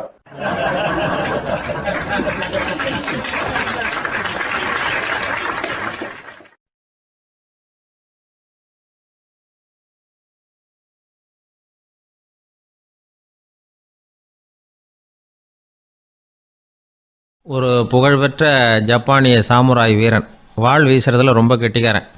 ஒரு கடுமையான போரில் கலந்து கொண்டுட்டு களைச்சி போய் திரும்பி வந்தான். படுக்கையில் விழுந்தான். பக்கத்தில் என்னமோ சத்தம் கேட்டுது. திரும்பி பார்த்தான். ஒரு எலி அவனை முறைச்சி பார்த்துக்கிட்டு இருந்தது. உடனே வாழை உருவனா வீசினான். அது தப்பிச்சிட்டு ஓடி போச்சு. எவ்வளோ முயற்சி பண்ணி பார்த்தா முடியல. கடைசியில் அந்த வாள் முறிஞ்சு போனது தான் மிச்சம். ஒரு பக்கம் அவனுக்கு இது அவமானமாக போயிட்டுது, இன்னொரு பக்கம் பயமாக போயிட்டுது. எவ்வளவோ போர்களில் எதிரிகளை பந்தாடினவன் அவன் ஒரு எலிகிட்ட தோற்று போய்டுறதா அவனால் சகிச்சிக்க முடியல. மனைவிகிட்ட சொன்னான் இப்படி நடந்துட்டுதுன்னு. அவன் சிரிச்சா. உங்களுக்கு புத்தியே இல்லை, எலியை போய் யாராவது வாளால் வெட்டுவாங்களா அப்படின்னு அந்த அம்மா சொன்னதும், நீ என்ன சொல்கிறேன்னா, ஒரு பூனையை கொண்டுட்டு வந்துட்டா போதும், அதுக்கப்புறம் ஏன் எலி வரப்போகுது அப்படின்னு அந்த அம்மா. உடனே ஒரு பூனை வந்து சேர்ந்தது. அது சாதாரண பூனை இல்லை, வீர சாகசங்கள்லாம் செஞ்சு பழக்கப்பட்ட பூனை. பெரிய இடத்துல வளர்ந்தது. அதை கொண்டுட்டு வந்துட்டாங்க. அந்த பூனை குறிப்பாத்து எலி மேலே பாஞ்சுது. ஆனால் அந்த எலியை சுலபமாக தப்பிச்சு போட்டுது. அடுத்தபடியாகவும் பாயறதுக்கு முயற்சி பண்ணிச்சு அந்த பூனை. ஆனால் அந்த எலியோ ரொம்ப தந்திரமாக திடீர்னு அந்த பூனையின் முகத்துக்கு நேராக பாஞ்சுது. அவ்வளவுதான். அந்த பூனை பயந்து போய் ஒரே தாவி ஜன்னல் வழியாக வெளியில் ஓடி போச்சு. அந்த வீரனுக்கு இது ஒரு பெரிய அதிர்ச்சியாக இருந்தது. அடுத்தபடியாக யோசனை பண்ணான். ராஜா வளர்த்துக்கிட்டு இருந்த அரண்மனை பூனையை ஒரு நாள் இரவலா கேட்டு வாங்கிட்டு வந்தான். ஊர் உலகம்லாம் பேர் வாங்கின பூனை இது. அந்த பூனையாலும் அந்த எலியை ஒன்றும் செய்ய முடியல. வீரனுக்கு ரொம்ப அதிர்ச்சி. அந்த அரண்மனை பூனைகிட்டையே போய் புலம்புனான். அரண்மனை பூனையே, நீயே தோற்று போயிட்டியே, இனிமேல் நான் என்ன செய்ய முடியும்னா. அந்த பூனை சிந்திச்சுது. அப்புறம் சொல்லிச்சு, இந்த காரியத்துக்கு இந்த மேல்மட்ட விவகாரம்லாம் சரிப்பட்டு வராது. சாதாரண வீட்டு பூனை கிடச்சிதுன்னா அதை கொண்டுகிட்டு வந்து விட்டுப்பார் அப்படின்னுது. சாதாரண பூனையால் என்ன செஞ்சிட முடியும்னா இவன் நம்பிக்கை இல்லாமல். இப்போ அந்த அரண்மனை பூனை சொல்லிச்சு, பெரிய வீட்டு பூனையெல்லாம் நல்லா சாப்பிட்டு தூங்கி பழக்கப்பட்டிருக்கோம். அதுக்கெல்லாம் ராஜதந்திரம் தெரியும், ஆனால் எலி பிடிக்க தெரியாது. அதுக்கான வளர்ப்பும் இல்லை, பயிற்சியும் இல்லை. ஏன்னா அதுக்கெல்லாம் பசி கிடையாது. சாதாரண வீட்டு பூனை அப்படி இல்லை, பசிக்கு ஆகாரம் தேடி அலையும். எலிகளை பிடிச்சி சாப்பிட்டுட்டு தான் உயிர் வாழும். அதனால் அதுகளுக்கு எலியை பிடிக்கிற எல்லா உத்திகளும் தெரியும், எங்களுக்கு தெரியாது அப்படின்னுது. அது சரியே, அதுவும் பூனை தான், நீயும் பூனை தான். அதால் முடிகிற காரியம் ஏன் உன்னால் முடியல அப்படின்னு கேட்டான் இவன். இதுக்கு அந்த பூனை சொல்லிச்சு, இதே கேள்வியை நானும் கேட்டேன், உன்னுடைய தந்திர முறை என்னன்னு கேட்டேன். அதுக்கு பதில் சொல்லாமல் படுத்து தூங்கி போச்சு. அதை மறுபடியும் எழுப்பி கேட்டேன், அதுக்கு கோவம் வந்துட்டுது. இதில் என்ன தந்திர முறை வேண்டியிருக்கு? நான் ஒரு பூனை, அவ்வளவுதான். பூனைன்னா பூனை, பூனை எலியை பிடிக்கும், நான் எலியை பிடிக்கிறேன், அவ்வளவுதான்னுது அப்படின்னு சொல்லி விவரமாக சொல்லிச்சு அந்த அரண்மனை பூனை. உடனே ஒரு சாதாரண பூனையை கொண்டுட்டு வந்துட்டாங்க. கொண்டாந்து விட்டால் அது பார்க்குறதுக்கு ரொம்ப சாதாரணமாக தெரிஞ்சுது. இந்த வீரனுக்கு நம்பிக்கை வரல. இருந்தாலும் அதை கொண்டுட்டு வந்து வீட்டுக்குள்ளே விட்டான். ஒரே நிமிஷம் அந்த எலியை கவிட்டு வெளியில் ஓடிப்போச்சு. மேலிடத்து பூனைகள்லாம் இதை வேடிக்கை பார்த்துக்கிட்டு வெளியில் நின்றுக்கிட்டு இருக்குது. எல்லாரும் மெதுவாக அந்த பூனையை நெருங்கி, உங்ககிட்ட அப்படி என்ன தனிப்பட்ட திறமை, அதோட ரகசியம் என்னன்னு கேட்டாங்க. அந்த சாதாரண பூனை ரொம்ப சாதாரணமாக சொல்லிச்சான், அதெல்லாம் எனக்கு தெரியாது, நான் பூனை, அவ்வளவுதான், நீங்களும் பூனையாக இருங்கோ அப்படின்னு சொல்லிவிட்டு அந்த பூனை தன்னுடைய வாயில் கவிய எலியோடு அங்கேருந்து நடந்து போச்சு.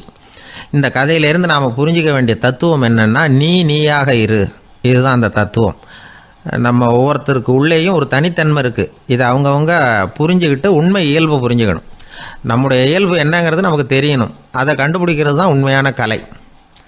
ஒரு பெரிய மனுஷன் வாயை அகலமாக திறந்து வச்சுட்டு தூங்கிட்டு இருந்தான். உடனே ஒரு எலி உள்ளே பூந்துட்டு தான்.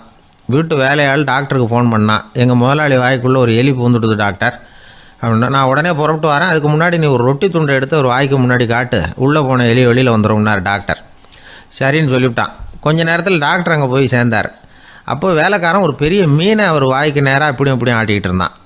நான் ரொட்டி துண்டை தானே காட்ட சொன்னேன்னார் டாக்டர். அவன் சொன்னான், எலியை வெளியில் கொண்டுட்டு வர்றதுக்கு ரொட்டி துண்டை காட்ட சொன்னீங்க டாக்டர், அதுக்கப்புறம் அந்த எலியை துரத்திக்கிட்டு ஒரு பூனை உள்ளே போயிருக்கு, அதுக்காக தான் இந்த மீனை காட்டிக்கிட்டு இருக்கேன் நானா.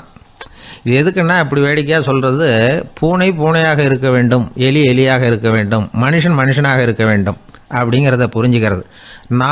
நாம இருக்கிற வரை வெற்றி நிச்சயம்.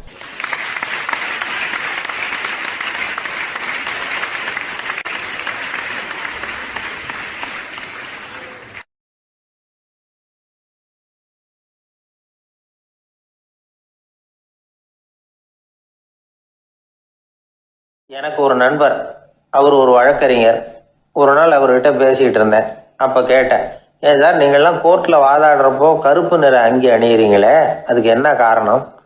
சட்டத்துக்கும் கருப்பு கலருக்கும் என்ன சம்பந்தம் அப்படின்னு கேட்டேன். அது ஒரு சுவாரஸ்யமான கதைன்னார் அவர். சொல்லுங்களேன் அப்படின்னு அவர் சொன்னார்.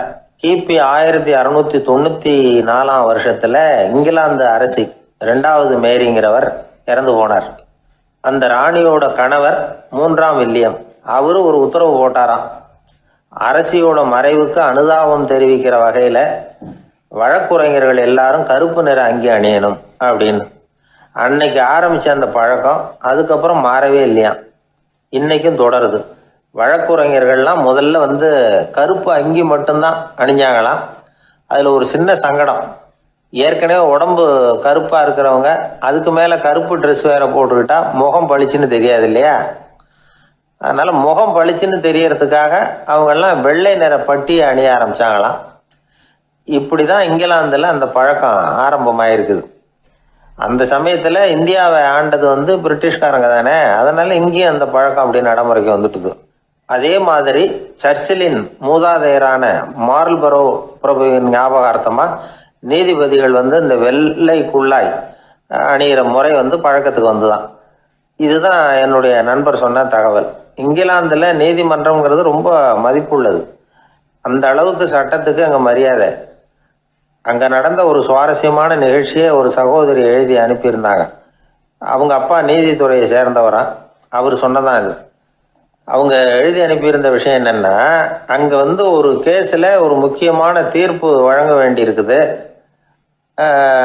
ஜட்ஜு, பாரட்லா படித்த பெரிய பெரிய வக்கீல்கள், ஜூரி எல்லாருமா கூடி அந்த கேஸை பற்றி விவாதிக்கணும். சுமாராக 40 பேர். இதுக்காக கோர்ட்டு ஹாலில் விசேஷ சேம்பரில் நுழையிறதுக்கு முன்னாடி அவங்கெல்லாம் தங்களுடைய கோட்டு தொப்பி எல்லாத்தையும் கழட்டி அங்கே நின்றுக்கிட்டு இருந்த ஒரு அட்டெண்டர்கிட்ட கொடுத்துட்டு உள்ளே போனாங்க. அந்த ஆள் படிக்காதவர். அவர் ஒவ்வொருத்தர் கொடுக்குறதையும் வாங்கி அங்கே அப்படியே ஒரு இடத்துல அடுக்கி வைக்கிறார். அப்படியே வாங்கி உள்ளே வச்சுக்கிட்டு இருக்கிறார் ஒவ்வொரு இடத்துல. அது அவரோட வேலை. உள்ளே போன ஜட்ஜி, வக்கீல், ஜூரி எல்லாரும் ரொம்ப நேரமாக அந்த கேஸை பற்றி விவாதிக்கிறாங்க. ஒரு நாள் பூரா ஆயிட்டுது. அவ்வளவு தீவிரமாக அக்கு வேறு ஆணி வேறையை பிச்சு உதறி இருக்கிறாங்க. ஒரு வழியாக 13 மணி நேரம் கழித்து வெளியில் வந்திருக்கிறாங்க. ஒவ்வொருத்தராக வர வர அந்த அட்டெண்டரும் அவங்கவுங்க கோட்டு தொப்பியை அவங்கக்கிட்ட எடுத்து ரொம்ப மரியாதையாக திருப்பி கொடுத்துக்கிட்டு இருக்கிறார்.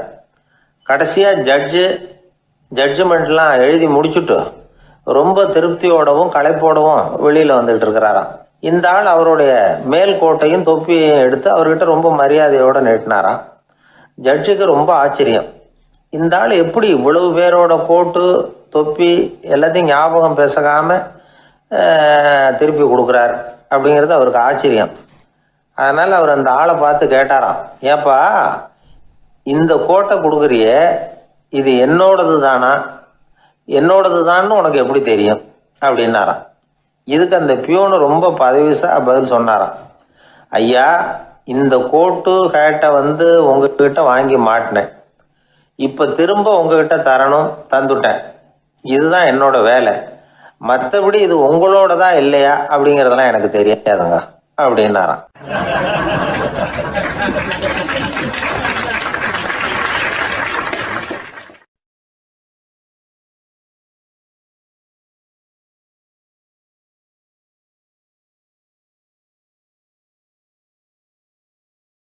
உழைப்பும் நேர்மையும் உயர்வதற்கு வழிகள். அதை விட்டுட்டு உட்கார்ந்த இடத்துல இருந்துகிட்டே உயர போகணும் அப்படின்னு ஆசை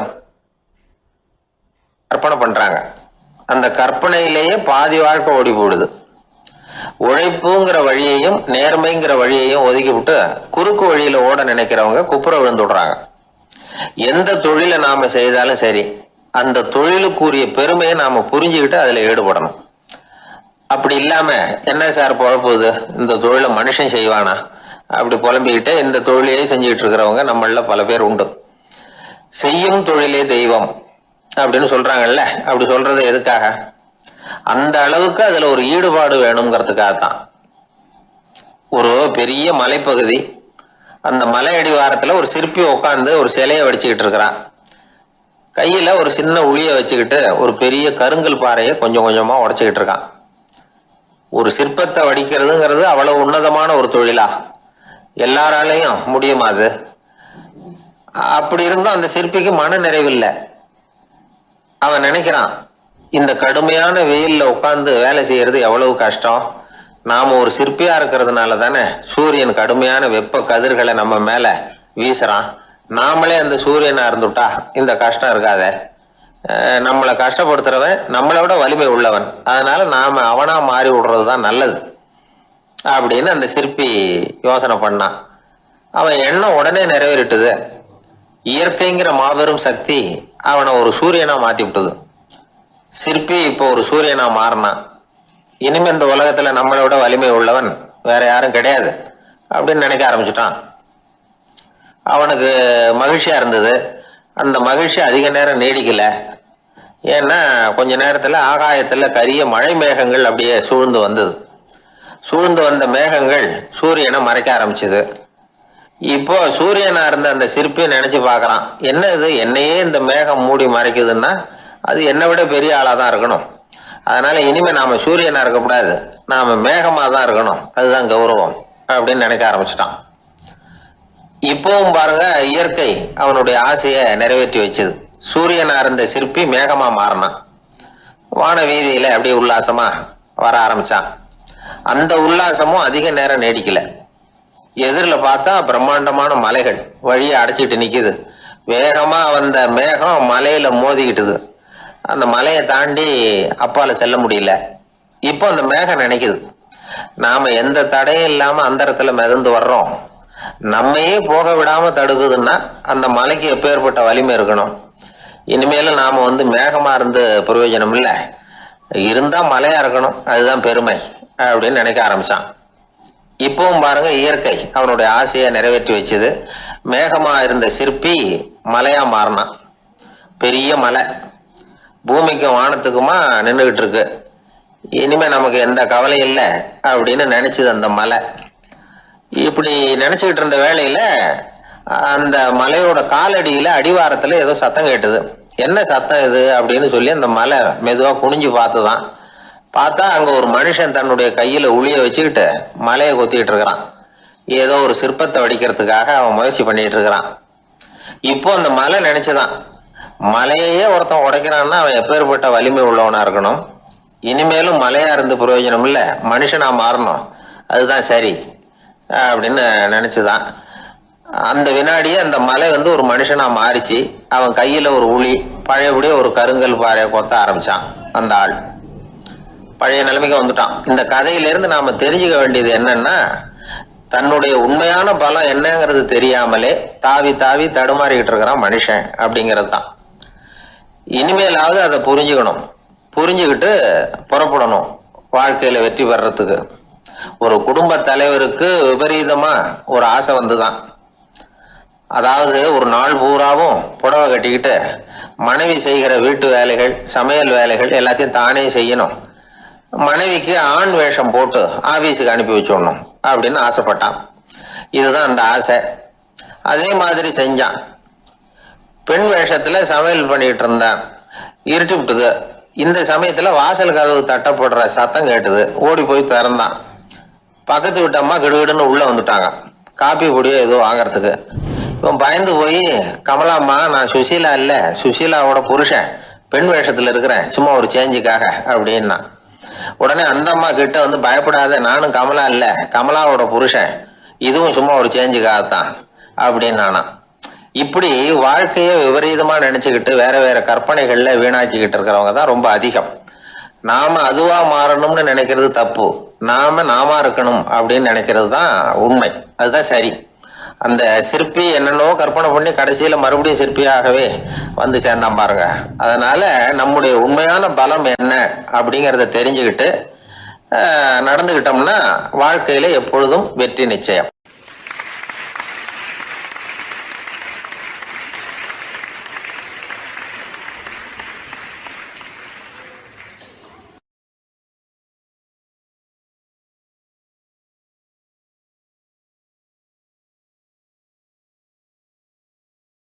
ஒரு நண்பர்கிட்ட பேசிக்கிட்டு இருந்தேன். அவருடைய உறவினர் ஒருத்தர் ஒரு நேர்முக தேர்வுக்கு போயிருந்தாராம், இன்டர்வியூக்கு. ரொம்பவும் பொறுப்பாகவும் கவனமாகவும் செயல்பட வேண்டிய பதவிக்கான நேர்காணல் அது. இவர் எழுத்து தேர்வுல ஏராளமான மதிப்பெண்கள் வாங்கிவிட்டார். அதனால அதை பத்தி கவலை இல்லை. இப்ப நேர்முக தேர்வுல தேர்வு பெறணும். ஏராளமான சான்றிதழ்கள் வச்சிருந்தார். நேர்காணல்ல கேட்கப்பட்ட எல்லா கேள்விகளுக்கும் சரியான பதில தான் சொன்னார். இருந்தாலும் பாருங்க, அந்த நேர்முக தேர்வுல அவர் தேர்ந்தெடுக்கப்படலை. என்ன காரணம் அப்படின்னு பின்னாடி விசாரிச்ச போதுதான் விவரம் தெரிஞ்சுதான். அது என்ன ஆயிருக்குதுன்னா, அந்த நேர்காணலின் போது இவர் நடந்துகிட்ட முறையில சில தவறுகள் நடந்து போச்சான். முக்கியமா 2 தவறுகள். ஒண்ணு, அவங்க ஒரு கேள்வியை கேட்டு முடிக்கிறதுக்குள்ளேயே இவர் பதில் சொல்ல ஆரம்பிச்சுட்டாராம். 2வது என்னன்னா, இவர் நாற்காலியில தாராளமா இயல்பா சாஞ்சி உட்காராம நாற்காலி முனையில உட்கார்ந்துருந்தாராம். இந்த 2 விதமான செயல்பாடுகளும் இவர் அவசரப்படுறவர், பதற்றப்படுறவர் அப்படிங்கிறதுக்கான அடையாளங்கள். அதாவது கேள்வியை கேட்டு முடிக்கிறதுக்குள்ளேயே முந்திக்கிட்டு பதில் சொல்றது. 2வது, நாற்காலியில இயல்பா தாராளமா உட்காராம நாற்காலி முனையில உட்கார்றது. பார்க்க போற வேலைக்கு அவசரம், பதற்றம் இது 2 இருக்கக்கூடாதான். அதனால மார்க் இருந்தும் சர்டிபிகேட் இருந்தும் அந்த வேலை வாய்ப்பு அவருக்கு கிடைக்கல. வேலை கொடுக்கறவங்க நம்ம கிட்ட இருந்து என்னதான் எதிர்பார்க்கறாங்க, இதை தெரிஞ்சு வச்சுக்கிறது நல்லது. முதல்ல மற்றவர்களுடன் தொடர்பு கொள்ளும் திறமை, அதாவது எபிலிட்டி டு கம்யூனிகேட். நீங்க நினைக்கிறத அழகா தொகுத்து வகைப்படுத்தி சொல்ல தெரியுதான்னு பார்ப்பாங்க. உங்க திட்டங்களை அடுத்தவங்க ஏற்றுக்கொள்ளக்கூடிய விதத்துல வெளிப்படுத்துறதுக்கு உங்களால முடியுதான்னு பார்ப்பாங்க. இதுக்கு என்ன செய்யறது? குழப்பம் இல்லாம சிந்திக்கணும், குழப்பம் இல்லாம பேசணும். ரெண்டாவது விஷயம் என்னன்னா புத்திசாலித்தனம், அதாவது இன்டெலிஜென்ஸ். ஏத்துக்க போற வேலையை நல்ல விதமா செய்ய முடியுமா உங்களால, அதை எந்தெந்த வழியில செய்யலாம் அப்படிங்கிறத உங்களால தீர்மானிக்க முடியுமா, அந்த வேலைக்கான புது புது யோசனைகளை உங்களால சொல்ல முடியுமா அப்படின்னு பார்ப்பாங்க. இது இன்டெலிஜென்ஸ். மூணாவது தன்னம்பிக்கை, அதாவது செல்ஃப் கான்ஃபிடன்ஸ். உங்களுக்கு அது உண்டா அப்படிங்கிறத கவனிப்பாங்க. எந்த சூழ்நிலையையும் சமாளிக்கணும், எப்படிப்பட்ட மனிதர்களையும் சமாளிக்கிற தைரியம் வேணும், அடுத்தவங்களை நமக்கு சாதகமா திருப்பக்கூடிய தன்னம்பிக்கை வேணும். நாலாவது பொறுப்புகளை முன்வந்து ஏற்றுக்கொள்ளுதல், வில்லிங்னஸ் டு அக்செப்ட் ரெஸ்பான்சிபிலிட்டி. பொறுப்புகள்ல இருந்து நழுவி போக ஆசைப்படாம செஞ்சு முடிக்கணும். அஞ்சாவது முன் வருதல், இனிஷியேட்டிவ். வேலையோட முக்கியத்துவம் உணர்ந்து அதை ஏத்துக்கிட்டு தகுந்த நடவடிக்கைகளை தயங்காம எடுக்கிறதுக்கு முன் வரணும். ஆறாவது என்னன்னு கேட்டீங்கன்னா தலைமைத்துவம், லீடர்ஷிப். 4 பேருக்கு தலைமை தாங்கி நல்ல விதத்துல நடந்துக்க தெரியுதா. ஏழாவது கற்பனை திறன், இமேஜினேஷன். சில பிரச்சனைகள் வரக்கூடும் அப்படின்னு முன்கூட்டியே யூகிச்சு அதுக்கு தகுந்த மாதிரி நடவடிக்கை எடுக்கிற திறமை உண்டா அப்படிங்கிறத பார்ப்பாங்க. எட்டாவது என்னன்னா வளைந்து கொடுத்தல், பிளெக்சிபிலிட்டி. சூழ்நிலைக்கு தகுந்த மாதிரி, மாற்றங்களுக்கு தகுந்த மாதிரி அனுசரிச்சு நடந்துக்கிறதுக்கு தெரியுதா உங்களுக்கு அப்படிங்கிறத கவனிப்பாங்க. அடுத்தது திறமைகளை வெளிக்கொணரும் திறமை, இன்டர்பர்சனல் ஸ்கில்ஸ். அடுத்தவங்க கிட்ட இருக்கிற திறமையை கண்டுபிடிச்சு அதை நல்ல விதத்துல ஊக்கப்படுத்தி பயன்படுத்த தெரியுதா அப்படின்னு பார்ப்பாங்க. ஆறாவது சுய அறிவு, செல்ஃப் நாலேஜ். அடுத்தவங்க நம்மளை பத்தி என்ன நினைக்கிறாங்க அப்படிங்கிறத நம்மளால புரிஞ்சுக்க முடியுதாங்கிறது முக்கியம். அடுத்தது போட்டி மனப்பான்மை, காம்படிட்டிவ்னஸ்.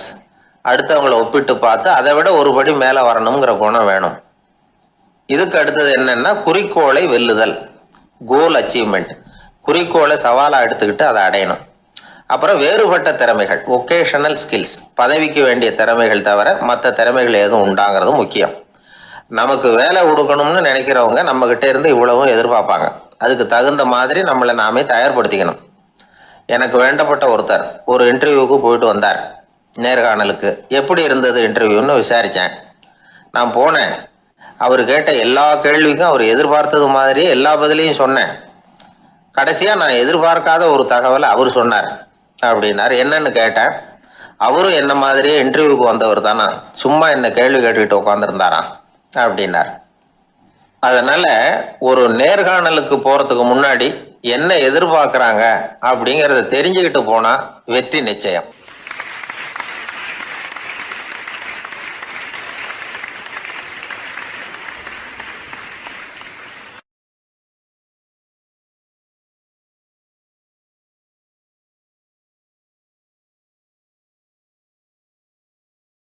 அன்பா இருக்கணும்னு அநேக பெரியவங்க சொல்லியிருக்கிறாங்க. நாமளும் அதை கேட்டுட்டு அன்பு காட்டுறதுக்கு தயாராக தான் இருக்கிறோம். அதை வாங்கறதுக்கு தான் ஆளை காணும். இருந்தாலும் அன்புல எத்தனையோ வகை உண்டு. அதை சரியா புரிஞ்சுக்கிட்டு அதுக்கப்புறம் அன்பு காட்ட ஆரம்பிக்கணும். வகையை புரிஞ்சுக்காம அன்பு காட்டினா வம்புல மாட்டிக்க வேண்டியது தான். அன்புன்னா சாதாரணமாக நினைச்சு விடாதீங்க. அதுல எவ்வளவு விதம் தெரியுமா? இரக்கம், கருணை, காருண்யம், பந்துத்துவம், பட்சம், பாசம், நேசம், விசுவாசம், அபிமானம், காதல், பக்தி, இப்படி பல விதமா அதை பத்தி சொல்லி வச்சிருக்கிறாங்க பெரியவங்க. இந்த வார்த்தைகள்லாம் நாம கேள்விப்பட்டது தான். இருந்தாலும் அதுகளுக்குள்ள என்ன வித்தியாசம்னு கேட்டா சரியா சொல்ல தெரியாது. அதனால இந்த வார்த்தைகளுக்கெல்லாம் பெரியவங்க என்ன விளக்கம் சொல்றாங்கன்னு இப்போ பார்க்கலாம். எளியவர்கள் மேல செலுத்துற அன்பு இருக்கு பாருங்க, அதுக்கு இரக்கம்னு பேரு. அறிவு பலம், சரீர பலம், இது ரெண்டும் இல்லாதவங்க மேல, அதாவது வலிமையற்றவர்கள் மேல செலுத்துற அன்பு இருக்கு பாருங்க, அதுதான் கருணை. எறும்புல இருந்து யானை வரைக்கும் சகல ஜீவராசிகள் மேலேயும் காட்டுற அன்புக்கு காருண்யம்னு பேரு, ஜீவகாருண்யம். சிவி சக்கரவர்த்தி காட்டின அன்பு இந்த ரகம். உறவினர்கள், சொந்தக்காரங்க, அவங்க வசதியா இருந்தாலும் வறுமையில இருந்தாலும் வித்தியாசம் இல்லாம காட்டுற அன்பு இருக்கு பாருங்க, அதுக்கு பேரு பந்துத்துவம். ஒரு எஜமானன் வேலையாள்கிட்ட காட்டுற அன்பு இருக்கு பாருங்க, அதுக்கு பேரு தான் பட்சம். அவனும் தன்னை மாதிரி மனுஷன்தாங்கிற நினைப்பு வேணும். ஒரு தாய் தன்னுடைய குழந்தை மேல, ஒரு குழந்தை தன்னுடைய தாய் மேல செலுத்துற அன்புக்கு பாசம்னு பேரு. ஈருடல் ஓர் உயிர்னு நினைக்கிறது இது. ராமரும் கௌசலையும் இதுக்கு உதாரணம். தம்மை ஒத்த நண்பர்கள் கிட்ட செலுத்துற அன்புக்கு நேசம்னு பேரு. வயசு, செல்வம், அந்தஸ்து இந்த வித்தியாசமெல்லாம் பார்க்காம அவங்க சுக துக்கத்துல சமபங்கு எடுத்துக்கிறது இது. கிருஷ்ணன் குசேலர்கிட்ட காட்டினது இந்த ரகம். வேலை செய்யறவன் முதலாளி கிட்ட காட்டுற அன்புக்கு விசுவாசம்னு பேரு. தேசத்து மேலையும் தாய்மொழி பேர்லையும் செலுத்துற அன்புக்கு அபிமானம்னு பேரு. தேசாபிமானம்னு சொல்றமே இதுதான். ஒரு கணவன் மனைவி பேர்ல காட்டுற அன்புக்கு காதல்னு பேரு. கடவுள் பேர்ல செலுத்துற அன்புக்கு பக்தின்னு பேரு. இப்படி அன்புல பல ரகம் இருக்கிறப்போ அதுல உள்ள வித்தியாசம் தெரியாம இடம் மாத்தி அன்பு காட்டினா இடைஞ்சல் தான். சரி, இந்த அன்பை பத்தி விஞ்ஞானம் என்ன சொல்லுது தெரியுமா? இதயத்தை பாதுகாக்கிறதுக்கு முக்கியமா தேவைப்படுற ஒண்ணு இந்த அன்புதான்னு சொல்லுது. நெதர்லாந்து விஞ்ஞானிகள் இதை ஆராய்ச்சி பண்ணியே கண்டுபிடிச்சிருக்கிறாங்க. கொஞ்சம் முயல் குட்டிகளை 2 பிரிவா பிரிச்சாங்க. 2 குரூப்புக்கும் கொழுப்பு அதிகமா உள்ள ஆகாரத்தையே கொடுத்துக்கிட்டு வந்தாங்க. ஆனா ஒரு குரூப்புக்கு வெறுமன ஆகாரத்தை கொடுத்ததோட சரி, இன்னொரு குரூப் முயல்களுக்கு ஆகாரம் கொடுத்ததோட நிறுத்திக்கல. அதுக்கு முன்னாடி கூண்டுகளை திறந்து விட்டு முயல்களை கொஞ்ச நேரம் எடுத்து கொஞ்சி விட்டு அதுக்கப்புறமா ஆகாரம் கொடுத்தாராம் ஆராய்ச்சியாளர். இந்த குரூப்புக்கு இதய பாதிப்பு 60% குறைச்சலா இருந்துதான். சில நோயாளிகளுக்கு ஹார்ட் அட்டாக் வந்தாலும் அதை தாங்கிக்கிட்டு குணமாகிற சக்தி அதிகமா இருக்குது. இது எப்படின்னு ஆராய்ச்சி பண்ணி பார்த்துருக்குறாங்க. அவங்கெல்லாம் மனைவி தன் பேர்ல ரொம்ப அன்பா இருக்கிறதாக நினைக்கிறவங்களா இருக்கிறாங்களாம். இதய நோயாளிகள் பல பேரை சந்திச்சு இதய நோய் ஏற்பட என்ன காரணம்னு கேட்டிருக்கிறாங்க. அவங்க சொன்ன காரணம்லாம் சாப்பாடு சம்பந்தமா இல்லையா, மனைவி அன்பா இல்லை, இப்படிப்பட்ட காரணத்தை தான் சொல்றாங்களாம்.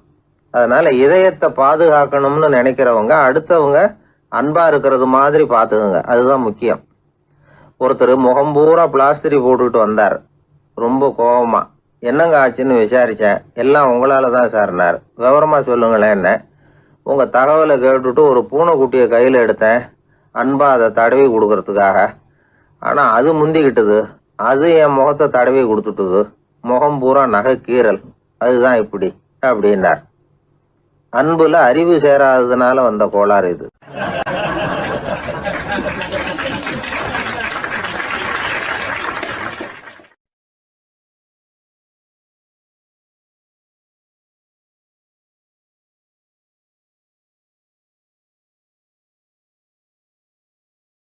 ஊர்ல ஒரு ஞானி இருந்தார்.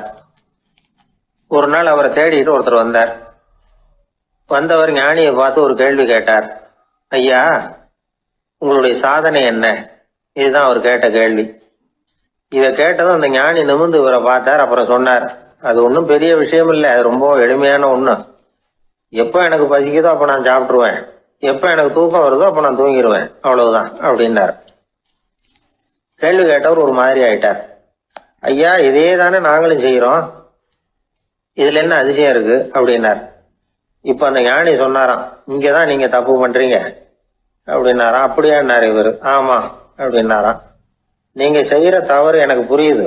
ஏன்னா நான் உங்களை மாதிரி நான் வாழ்ந்து பார்த்திருக்கிறேன். அதனால என்னுடைய அனுபவத்துல உங்களுக்கும் எனக்கும் உள்ள வித்தியாசத்தை உணர முடியுதுன்னாரா. என்ன சொல்றீங்க, எனக்கு ஒன்னும் புரியலையேன்னாரா இவரு. இத பாருங்க, சாப்பிடுறதுங்கிறது நாம 2 பேருக்கும் பொதுவான ஒரு காரியம்தான். ஆனா நீங்க சாப்பிடுறதுக்கும் நான் சாப்பிடுறதுக்கும் வித்தியாசம் இருக்கு அப்படின்னாராம். என்ன வித்தியாசம்னு கேட்டிருக்கார். நீங்க பசி இல்லாத பொழுது சாப்பிடுறீங்க, இப்போ சாப்பிடுற நேரம் வந்துட்டுது அப்படிங்கிறதுக்காக சாப்பிடுறீங்க. சாப்பாடு ருசியா இருக்கு அப்படிங்கிறதுக்காக சாப்பிடுறீங்க. எது தேவைங்கிறது தெரியாம சாப்பிடுறீங்க. அது மாதிரி தூக்கமும் உங்களுக்கு ஒரு பழக்கமா போட்டுது. இப்போ இது தேவையா இல்லையா அப்படிங்கிறத பத்தி நீங்க யோசிச்சு பாக்குறது இல்ல. சாப்பிடும் பொழுது 1000 வேலைகளை மனசுல நினைச்சுக்கிட்டு இருப்பீங்க. அதனால அது சாப்பிடுதலா இருக்காது. அதே மாதிரி நீங்க தூங்கும் பொழுதும் அது தூங்குதலா இருக்காது. ஏகப்பட்ட கனவுகள் வரும். உங்க மனசு மேலும் மேலும் கனவுகளை உருவாக்கி கொண்டே இருக்கும். அதனால எனக்குள்ள நடக்கிறது வேற மாதிரி, நீங்க நினைக்கிறது மாதிரி இல்ல. எனக்குள்ள நடக்கிறது எப்படின்னா, நீங்க செய்யறது மாதிரி இல்ல. தூக்க உணர்வு வந்த உடனே தூங்குதல் மட்டுமே நடைபெறும். அதுதான் என்கிட்ட நடக்கிறது அப்படின்னு அந்த ஞானி. இப்ப வித்தியாசம் புரியுதா? அந்த ஞானி சாப்பிட்றத அனுபவிக்கிறார், அது எக்ஸ்பீரியன்ஸ். நாம் அப்படி இல்லை, மனம் போன போக்கில் சாப்பிட்றோம். இது இன்டெலிஜிங். இது ரெண்டுலேயும் செயலில் வேறுபாடு இல்லை, விழிப்புணர்வுல தான் வேறுபாடு இருக்கு. அவர் சாப்பிடும் பொழுது ஒரு சாட்சி மனோபாவத்தோட சாப்பிட்றார். எவ்வளவு தேவையோ அவ்வளவுதான் சாப்பிட்றார். ஏன்னா அவருடைய விழிப்புணர்வு முழுமையா செயல்படுது. அதனால அவர் சாப்பிடும் பொழுது நம்மை விட மகிழ்ச்சியா இருக்கிறார். நாம அப்படி இல்லை, வயிற்றை நிரப்புறதுக்காக சாப்பிட்றோம். இன்னும் சொல்ல போனா சாப்பிடும் பொழுது நாம அங்கேயும் இருக்கிறது இல்லை, எங்கேயோ போயிடுறோம். உடம்பு மட்டும்தான் அங்க இருக்கும். ஆனா ஞானி அப்படி இல்லை, அவர் சாப்பிடும் பொழுது சாப்பிடுதல் மட்டுமே இருக்கும். எந்த ஒரு செயலையும் விழிப்புணர்வோட செய்யலாம், மனம் போன போக்கிலையும் செய்யலாம். விழிப்புடன் செய்யறப்போ செய்யும் செயல் நம்ம அனுபவமாகிறது, அவ்வளவுதான். இதெல்லாம் பெரிய தத்துவம் மாதிரி தெரியும். இருந்தாலும் நாம புரிஞ்சுக்க வேண்டியது என்னன்னா, எந்த காரியத்தை செஞ்சாலும் அதுல முழு ஈடுபாடு வேணுங்கிறது முக்கியம். அந்த அளவுக்கு முதல்ல நம்மளை மாத்திக்கிட்டா போதும். ஆனா நம்ம ஆளுங்க அந்த அளவுக்கு இருக்கிறது இல்ல, எல்லாமே அரைக்குறை தான். கேட்டா ஞாபகம் மருதி. ஒருத்தன் என்ன பண்ணானா, விமான டிக்கெட் வாங்கிக்கிட்டு ரயில்வே ஸ்டேஷனுக்கு வந்துட்டான். அப்புறம் தான் புரிஞ்சுது தவறுதெல்லாம் இங்க வந்துட்டோம்ங்கிறது. உடனே அவசரமா விமான நிலையத்தை நோக்கி ஓடி இருக்கிறான். அங்க போய் கவுண்டர்ல கேட்டிருக்கான், மேடம் நான் தவறுதலா ரயில்வே ஸ்டேஷனுக்கு போயிட்டேன், இப்ப விமானத்தையும் தவற விட்டுட்டேன், அடுத்த பிளைட்ல எனக்கு இதை மாத்தி தர முடியுமான்னு கேட்டிருக்கான். முடியாதுன்னாங்களாம் அந்த அம்மா. ஏன்னு கேட்டானா, ஏன்னா இப்ப நீங்க வந்திருக்கிறது பஸ் ஸ்டாண்டு அப்படின்னாங்களாம்.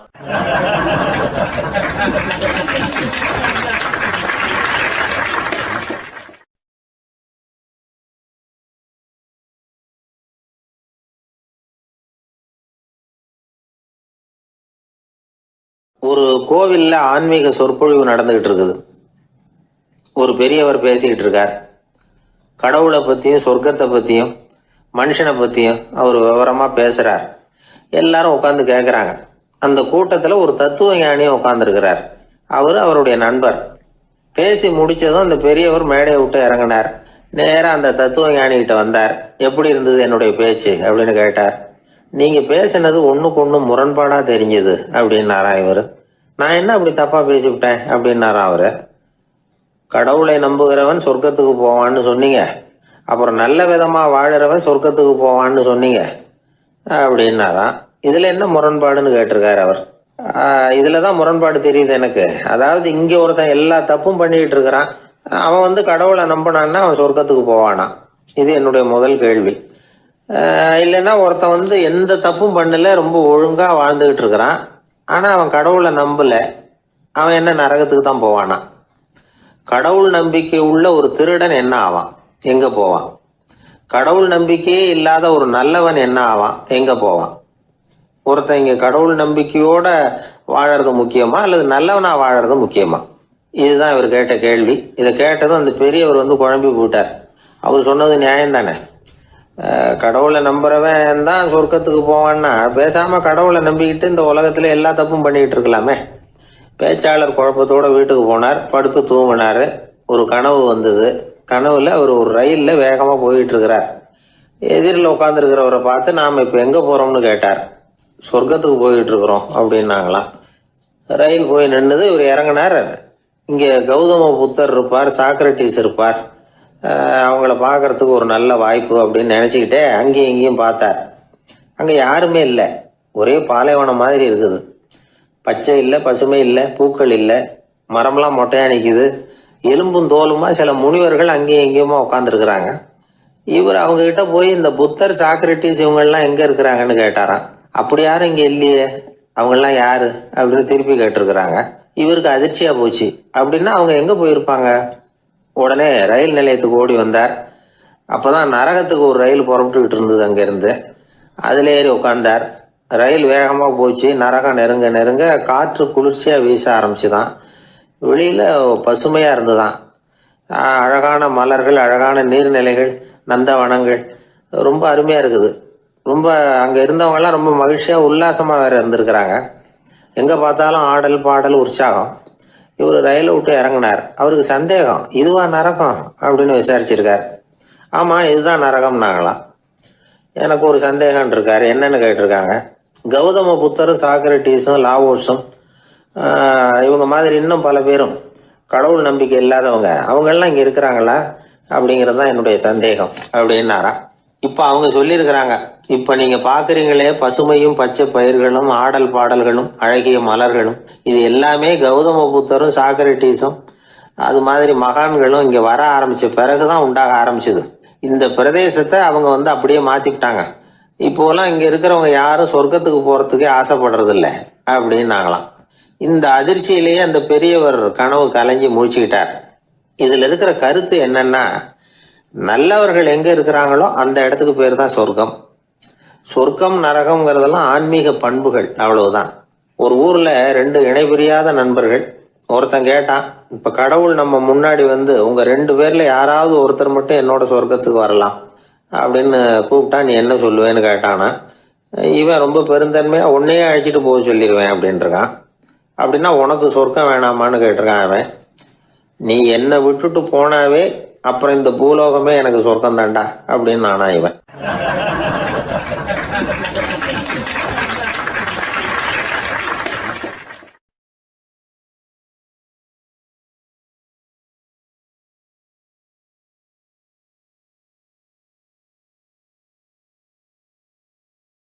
சீடன் வெளியூர் புறப்படுறதுக்கு தயாரா இருந்தான். ரொம்ப தூரம் போக போறான். திரும்பி வர நாளாகும். புறப்படுறதுக்கான ஆயத்த வேலைகளில் ஈடுபட்டிருந்தான். அந்த சமயம் பார்த்து இன்னொரு சீடன் அவன்கிட்ட வந்தான். நம்ம குரு உன்னை அழைச்சிட்டு வர சொன்னார் வா அப்படின்னு கூப்பிட்டான். இவன் உடனே புறப்பட்டு போனான். குருநாதரை பார்த்தான். அவர் காலில் விழுந்து வணங்கினான். வணங்கிவிட்டு எழுந்திரிச்சான். அவ்வளவுதான். குரு ஏதாவது உபதேசம் பண்ணுவாருன்னு எதிர்பார்த்தான். ஆனால் நடந்தது என்ன தெரியுமா? குரு அவனுக்கு ஓங்கி ஒரு அடி கொடுத்தார். எதிர்பாராம இந்த அடியை வாங்கினதும் அந்த சீடன் அதிர்ந்து போயிட்டான். பக்கத்தில் இருந்த மற்ற சீடர்களும் திகைச்சு போய் நின்றுட்டாங்க. அடி வாங்கின சீடனுக்கு மனசுக்குள்ள குழப்பம். நாம என்ன தப்பு பண்ணணும்? புறப்படுற நேரத்துல இப்படி குரு கிட்ட அடி வாங்குற மாதிரி ஆயிட்டுதே அப்படின்னு நினைச்சு மனசுக்குள்ள ரொம்ப வேதனைப்பட்டான். கொஞ்சம் துணிச்சலை வரவழைச்சுக்கிட்டு குருநாதர்கிட்டயே கேட்டுட்டான், சுவாமி நான் என்ன தப்பு பண்ணினேன்?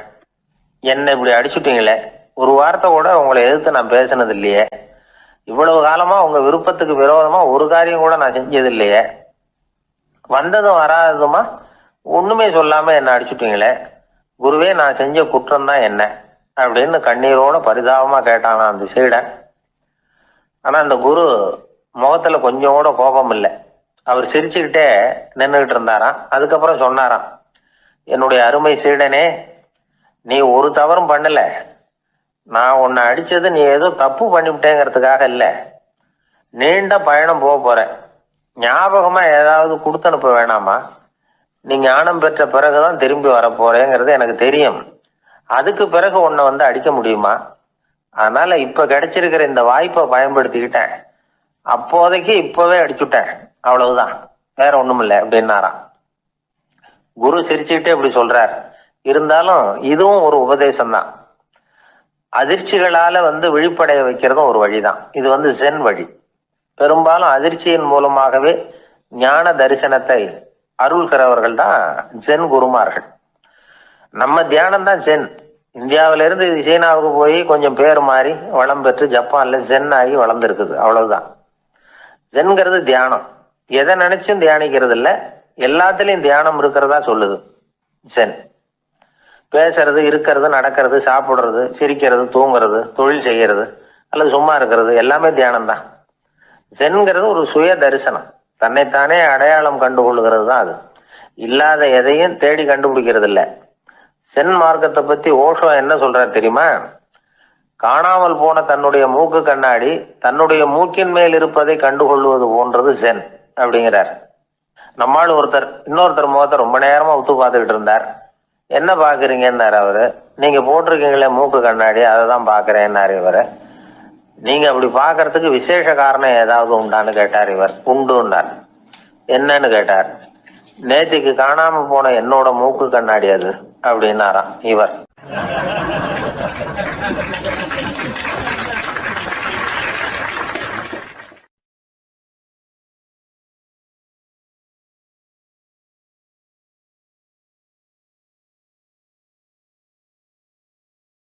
வாயில் கொழுப்பு இருந்தாலும் பரவாயில்ல சார், எப்படியாவது ஒரு வழியாக சமாளிச்சுக்கலாம்.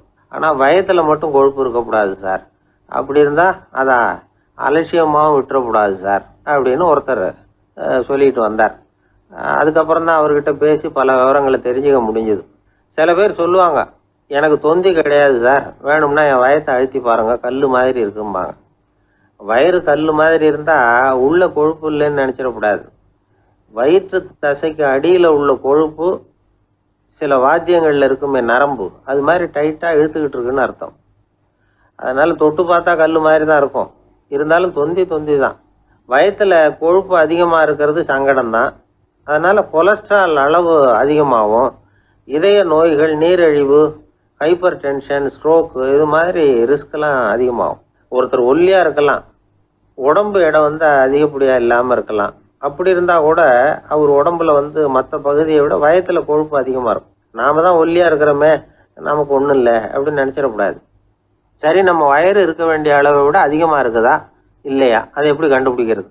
அதுக்கு சில வழி இருக்குது. முதல்ல நீங்கள் நேராக ஸ்ட்ரைட்டாக நிமிர்ந்து நில்லுங்க. உங்கள் பார்வையை மட்டும் கீழே தாழ்த்தி கால் விரலை கவனிங்க. விரல் உங்களுக்கு தெரியுதா அப்படின்னா உங்கள் வயிறு நார்மலாக இருக்குன்னு அர்த்தம். கால் விரல் உங்கள் கண்ணுக்கு தெரியலையா அப்படின்னா உங்களுக்கு வயிறு பெருசு தான். இன்னொரு வழி இருக்குது. அது என்ன தெரியுமா? ஒரு தரையில் நீட்டாக படுத்துடணும். 1 மீட்டர் நீளம் உள்ள அளவுகோல் ஒன்று எடுத்துதுங்க. கழுத்து எலும்பில் ஒரு பக்கத்தையும் இடுப்பில் ஒரு பக்கத்தையும் வைங்க. பக்கவாட்டில் வைங்க, அதாவது படுக்கவாட்டில். அது நடுப்பகுதி வயத்தில் முட்டி தராசு மாதிரி ஆடுதா அப்படின்னா உங்கள் வயிறு உங்களுக்கு ப்ராப்ளம் தான். அதனால் அதை கண்டுபிடிக்கிறதுக்கு அப்படி ஒரு அளவுகோல் வச்சிருக்கிறாங்க. மருத்துவ அறிவியல் ரீதியாக உங்களுக்கு தொந்தி இருக்குதா இல்லையான்னு கண்டுபிடிக்கிறதுக்கு ஒரு வழி இருக்குது. உங்கள் இடுப்பில் வெயிஸ்ட் அப்படின்னு சொல்கிறோம்ல, இடுப்பில் ஒரு அளவு எடுக்கணும், சுற்றளவு. இடுப்புக்கு கீழே ஹிப்புன்னு சொல்கிறோம்ல, அங்கே ஒரு அளவு எடுக்கணும், அதிகபட்ச சுற்றளவு எடுக்கணும். அந்த அளவை இந்த அளவால் வகுக்கணும். அதாவது உங்கள் வெயிஸ்ட் மெஷர்மெண்ட் இருக்குல்ல, அதை ஹிப்பு மெஷர்மெண்ட்டால் வகுக்கணும். இந்த விகிதம், அதாவது வெயிஸ்ட் ஹிப் ரேஷியோ, ஆண்களுக்கு 0.95க்கு மேலே போகக்கூடாது, பெண்களுக்கு 0.85க்கு மேலே போகக்கூடாது. அப்படி போயிட்டுதுன்னா வயிறு பெருத்துருக்குதுன்னு அர்த்தம். இது டாக்டர்கள் கண்டுபிடிக்கிற ஒரு விதம். சரி, இந்த தொந்தியை குறைக்கிறதுக்கு என்ன பண்ணலாம்? பட்னி கிடக்கலாமா அப்படின்னா அது தேவையில்லை. ஆனால் கலோரி அளவை குறைக்கணும். அது எப்படி? கொழுப்பு ஆகாரத்தை குறைக்கணும். இப்போ கார்போஹைட்ரேட்டு, புரோட்டீன்லாம் இருக்குதுல்ல, அதெல்லாம் ஒரு கிராமுக்கு சுமாராக 4 கலோரி கொடுக்கும். ஆனால் கொழுப்பு ஒரு கிராமுக்கு 9 கலோரி கொடுக்கும். அதனால் ஒரே அளவுள்ள ஆகாரங்களில் கூட கலோரி வித்தியாசம் இருக்குது. கலோரி அளவு குறைச்சலாக கொடுக்கக்கூடிய ஆகாரம் சாப்பிட்ணும். இப்போ தொந்தியை குறைக்கிறதுக்கு கடுமையான உடற்பயிற்சி தேவையா அப்படின்னு கேட்டால் அதுவும் தேவையில்லையா. ஆகாரத்தில் கொழுப்பை குறைச்சாவே போதும், மற்ற ஆகாரம் செரிக்கிறதுக்கு லேசான உடற்பயிற்சியே போதும். வயத்தை குறைக்கிறேன்னு சொல்லி சில பேர் உட்காந்து எழுந்திருப்பாங்க, அதுவும் தேவையில்லையா. அப்படிலாம் பண்ணி உங்களை கஷ்டப்படுத்திக்க வேண்டியதில்லை. வயத்தை குறைக்கிறதுக்கு அதெல்லாம் உதவுறது இல்லை அப்படின்னு அது சம்பந்தமான நிபுணர்கள் சொல்கிறாங்க. இப்போ இது சம்பந்தமாக 1984 ஒரு சோதனையே பண்ணி பார்த்துருக்குறாங்க. ஒரு நாளைக்கு 185 தடவை உட்காந்து எழுந்திருக்கிறது. இது மாதிரி 27 நாள் பயிற்சி பண்ணிவிட்டு பார்த்தாங்களாம். வயிற்று கொழுப்பில் எந்த மாறுதலும் இல்லையா. அதனால் உட்காந்து எழுந்திருக்கிற வேலையெல்லாம் தேவையில்லை. தொந்தியை குறைக்கிறதுக்கு முயற்சி பண்ணுறவங்க தோற்றத்தை அழகாக்கிறது ஒரு பக்கம் இருந்தால் கூட ஆரோக்கியமான நீண்ட வாழ்வுக்கும் அவங்க அஸ்திவாரம் போடுறாங்கன்னு தான் அர்த்தம். ஒருத்தர் வந்தார், சார் எனக்கு தொந்தி இருக்கா இல்லையான்னு கண்டுபிடிக்கிறது கஷ்டமாக இருக்குதுன்னார். சரி, நான் கண்டுபிடிக்கிறேன், இப்படி தரையில் காலை நீட்டி ஸ்ட்ரைட்டாக படுங்க அப்படின்னோம். சரின்னு படுத்துட்டார். இப்போ உங்கள் கண்ணை திருப்பி கால் கட்டை விரலை பாருங்க, கட்டை விரல் தெரியுதா அப்படின்னு கேட்டேன். தெரியுது சார்னார். நீங்கள் தெரியுதுன்னு சொல்கிறத நான் எப்படி நம்புறதுன்னு. அதோ தெரிகிற அந்த கட்டை விரல் நுனியில் ஒரு ஈ கூட உட்காந்துருக்குது பாருங்க சார் அப்படின்னார். அப்படின்னா நீங்கள் பார்க்குறது கட்டை விரல் இல்லை சார், உங்கள் மூக்கு நுனி, அங்கே தான் இப்போ ஈ உட்காந்துருக்குது அப்படின்னோம்.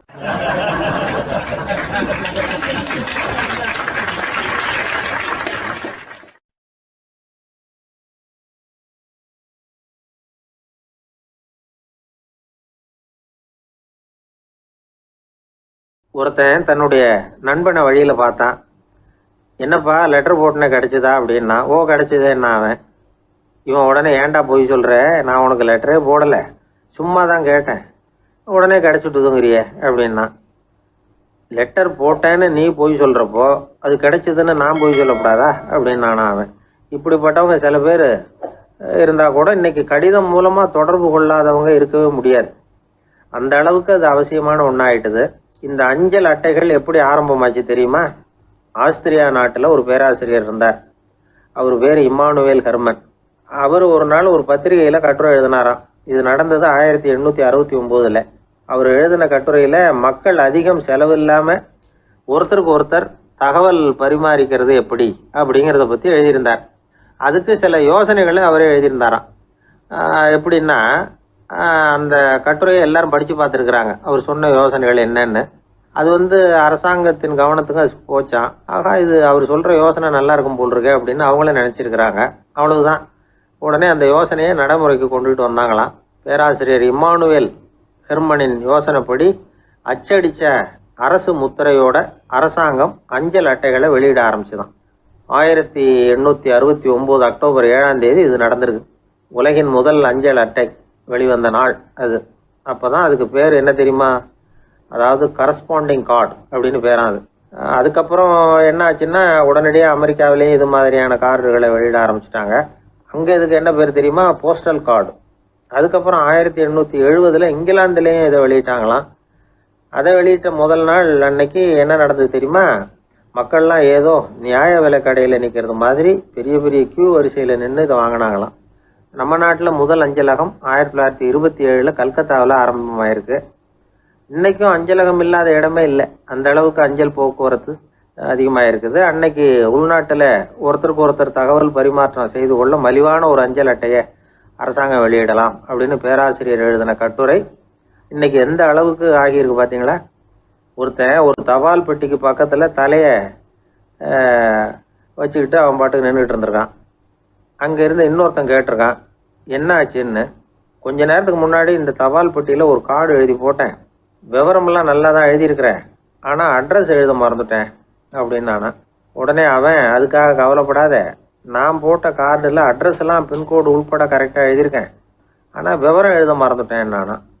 கவலைப்படாத, கொஞ்ச நேரத்தில் தபால்காரர் வருவார், பெட்டியை திறந்ததும் நம்ம லெட்டரை கேட்டு வாங்கிக்கலாம்னா ஒருத்தன். கொஞ்ச நேரத்துக்கு முன்னாடி அவர் வந்தார், கேட்டேன், அதுக்கப்புறம் தான் மனசுக்கு ரொம்ப கஷ்டமாக போச்சு நானா. இவன் ஏண்டான்னு கேட்டிருக்கான். அவன், இது தபால் புட்டு இல்லையா?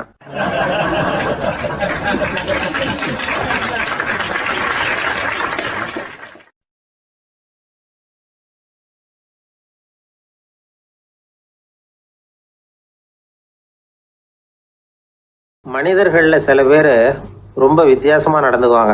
மற்றவங்களுக்கு அது ரொம்ப ஆச்சரியமாக கூட இருக்கும். அந்த ஆள் ஒரு மாதிரி, பார்த்து நடந்துக்கோ அப்படின்னு கூட சொல்கிறது உண்டு. இவங்களை பார்த்து நாம் பித்து குளியும்போம்.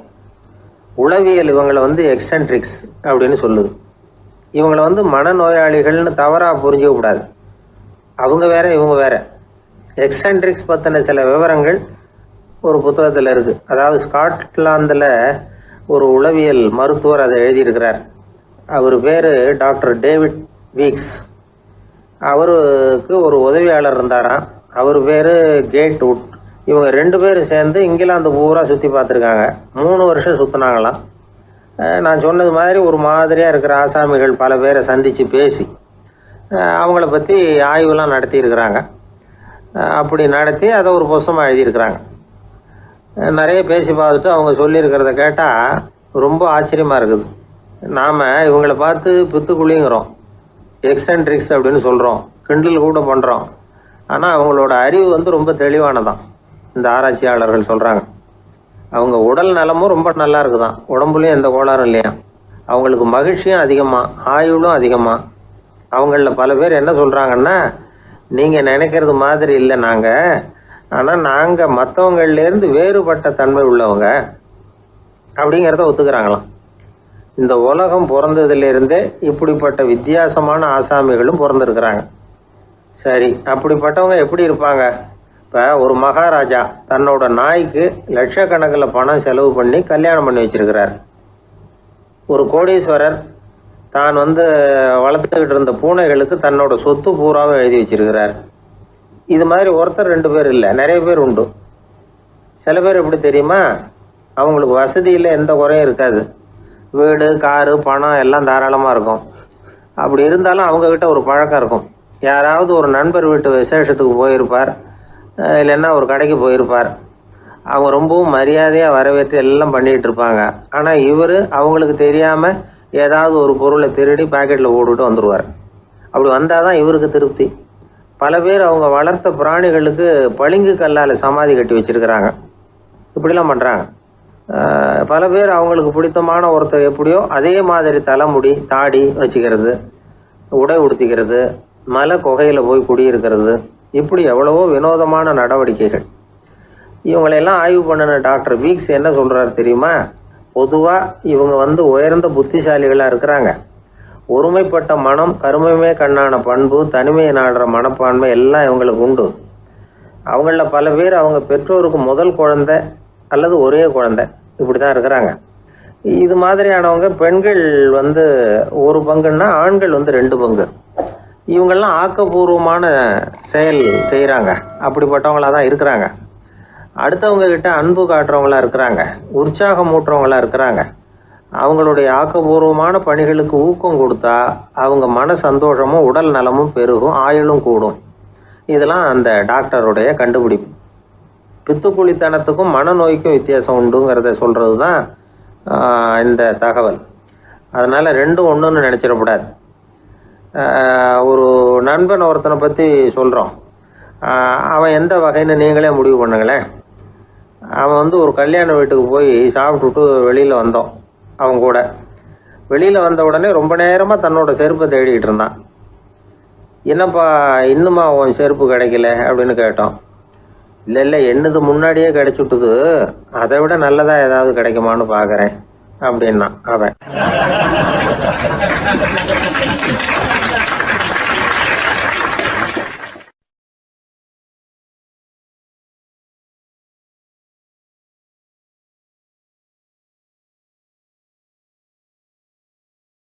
ஒரு தடவை கலைவாணர் NS கிருஷ்ணன் பேராசிரியர் கல்கியை சந்தித்து பேசிக்கிட்டு இருந்தாராம். கலைவாணர் கல்கியை பார்த்து, எனக்கு கதை எழுத ஆசையாக இருக்குது, எப்படி எழுதுறதுன்னு கேட்டாராம். கதை எழுதுறதுக்கு 4 மை வேணும்னாராம் கல்கி. அப்படியா, அப்படின்னா என்னென்ன கலர் மை அப்படின்னு கேட்டிருக்காரு கலைவாணர் சிரிச்சுக்கிட்டே. நான் சொன்னது கலர் மை இல்லை, அது வேற மை. அதாவது கதை எழுதுறதுக்கு தேவைப்படுகிற 4 மை எதுன்னா, 1 திறமை, 2 பேணாமை, 3வது தனிமை, 4வது பொறுமை அப்படின்னாராம். உடனே கலைவாணர், உங்கள் யோசனை அருமை அப்படின்னாராம். அதுதான் கலைவாணர். பொதுவாக எழுத்தாளர்கள் எழுதுகிற மாதிரி நடந்துக்கிறது இல்லை. ஆனால் கலைவாணர் என்ன சொல்லுவாரோ அதே மாதிரி நடந்துக்குவார். எல்லாருக்கும் எல்லாம் கிடைக்கணுங்கிற கருத்தை சினிமா படங்களில் வலியுறுத்துவார். அதே மாதிரி நடைமுறை வாழ்க்கையிலேயும் எல்லாருக்கும் எல்லாமும் கொடுப்பார். பணம், பதவி, புகழ் இப்படி எதுவுமே இல்லாத ஒரு சாதாரண மனுஷனாக இருந்தால் கூட இவர் மனுஷனுக்கு கொடுக்குற மரியாதையில் கொஞ்சமும் குறைச்சல் இருக்காது. இந்த குணம் சாதாரணமாக எல்லாருக்கும் இருக்கிறது இல்லை. அவர் சினிமா தியேட்டருக்கு போய் சினிமா பார்க்குறது வழக்கம். அவர் வந்திருக்கிறாருங்கிறது தெரிஞ்சால் போதும், வெளியில் பிச்சைக்காரங்க கூடிடுவாங்க.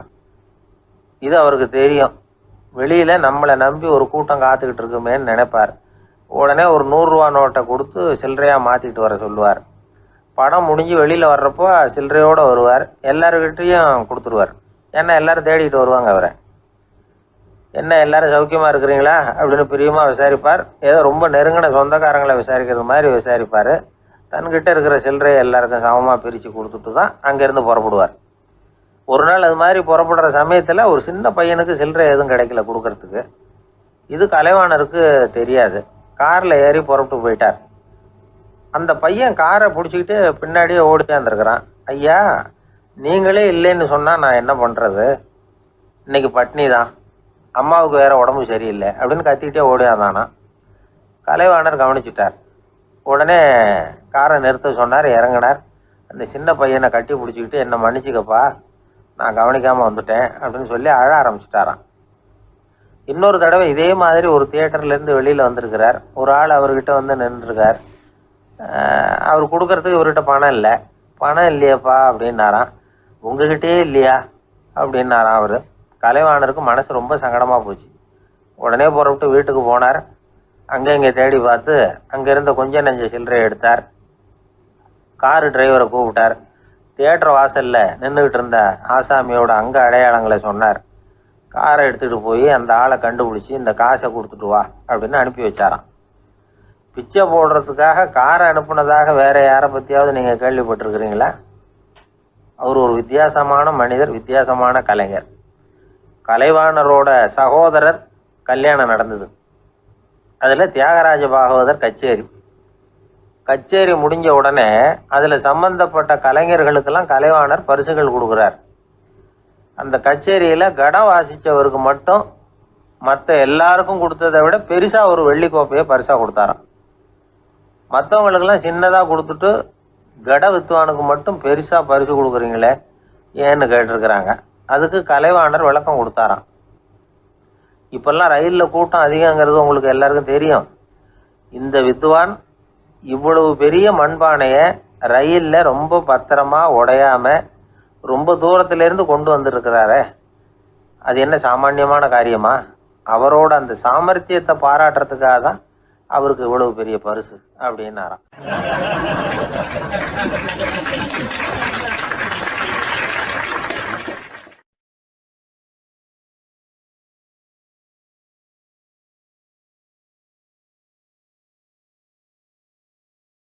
ஒரு அரசன், அவனுக்கு வயசாயிட்டுது. அதனாலேயே இந்த கவலை பயம் எல்லாமும் அதிகமாயிட்டுது. மரண பயம், ராத்திரியில் சரியாக தூங்க முடியல, இப்படி ஆயிட்டுது நிலைமை. அந்த அரசன் ஏற்கனவே எப்படின்னா போர்க்களங்களில் எத்தனையோ பேரை ஓட ஓட விரட்டியிருக்கிறான். இருந்தாலும் இப்போ அந்த துணிச்சல்லாம் எங்கேயோ போயிட்டுது. பேசாமல் படுத்துருக்கிறான். அப்படியே படுத்தாலும் தான் தூக்கம் வர மாட்டேங்குது. என்ன பண்ணலாம்னு யோசித்தான் இந்த மன்னன். உடனே எல்லா அமைச்சர்களையும் கூப்பிட்டான். எனக்கு நிம்மதி இல்லை, எதை நினச்சாலும் பயமாக இருக்கு, எனக்கு ஒரு ஆலோசனை சொல்லுங்க அப்படின்னா. என்ன ஆலோசனை வேணும் அப்படின்னு சொல்லி கேட்டாங்க. எனக்கு ஒரு நெருக்கடியான சந்தர்ப்பம் ஏற்பட்டு போச்சுன்னு வச்சுக்கோங்க. அந்த நேரத்தில் நீங்கள் யாருமே என் பக்கத்தில் இல்லை ஆலோசனை சொல்கிறதுக்கு அப்படின்னா, அந்த சமயத்தில் எனக்கு உபயோகப்படுற மாதிரி ஒரு வாசகம், பொன்மொழி ஏதாவது சொல்லுங்கள். அதை நான் என்னுடைய வைர மோதிரத்துக்கு அடியில் பதிச்சு வச்சுக்கிறேன் அப்படின்னார். தேவைப்படுறப்போ உதவும் அப்படிங்கிறதுனால.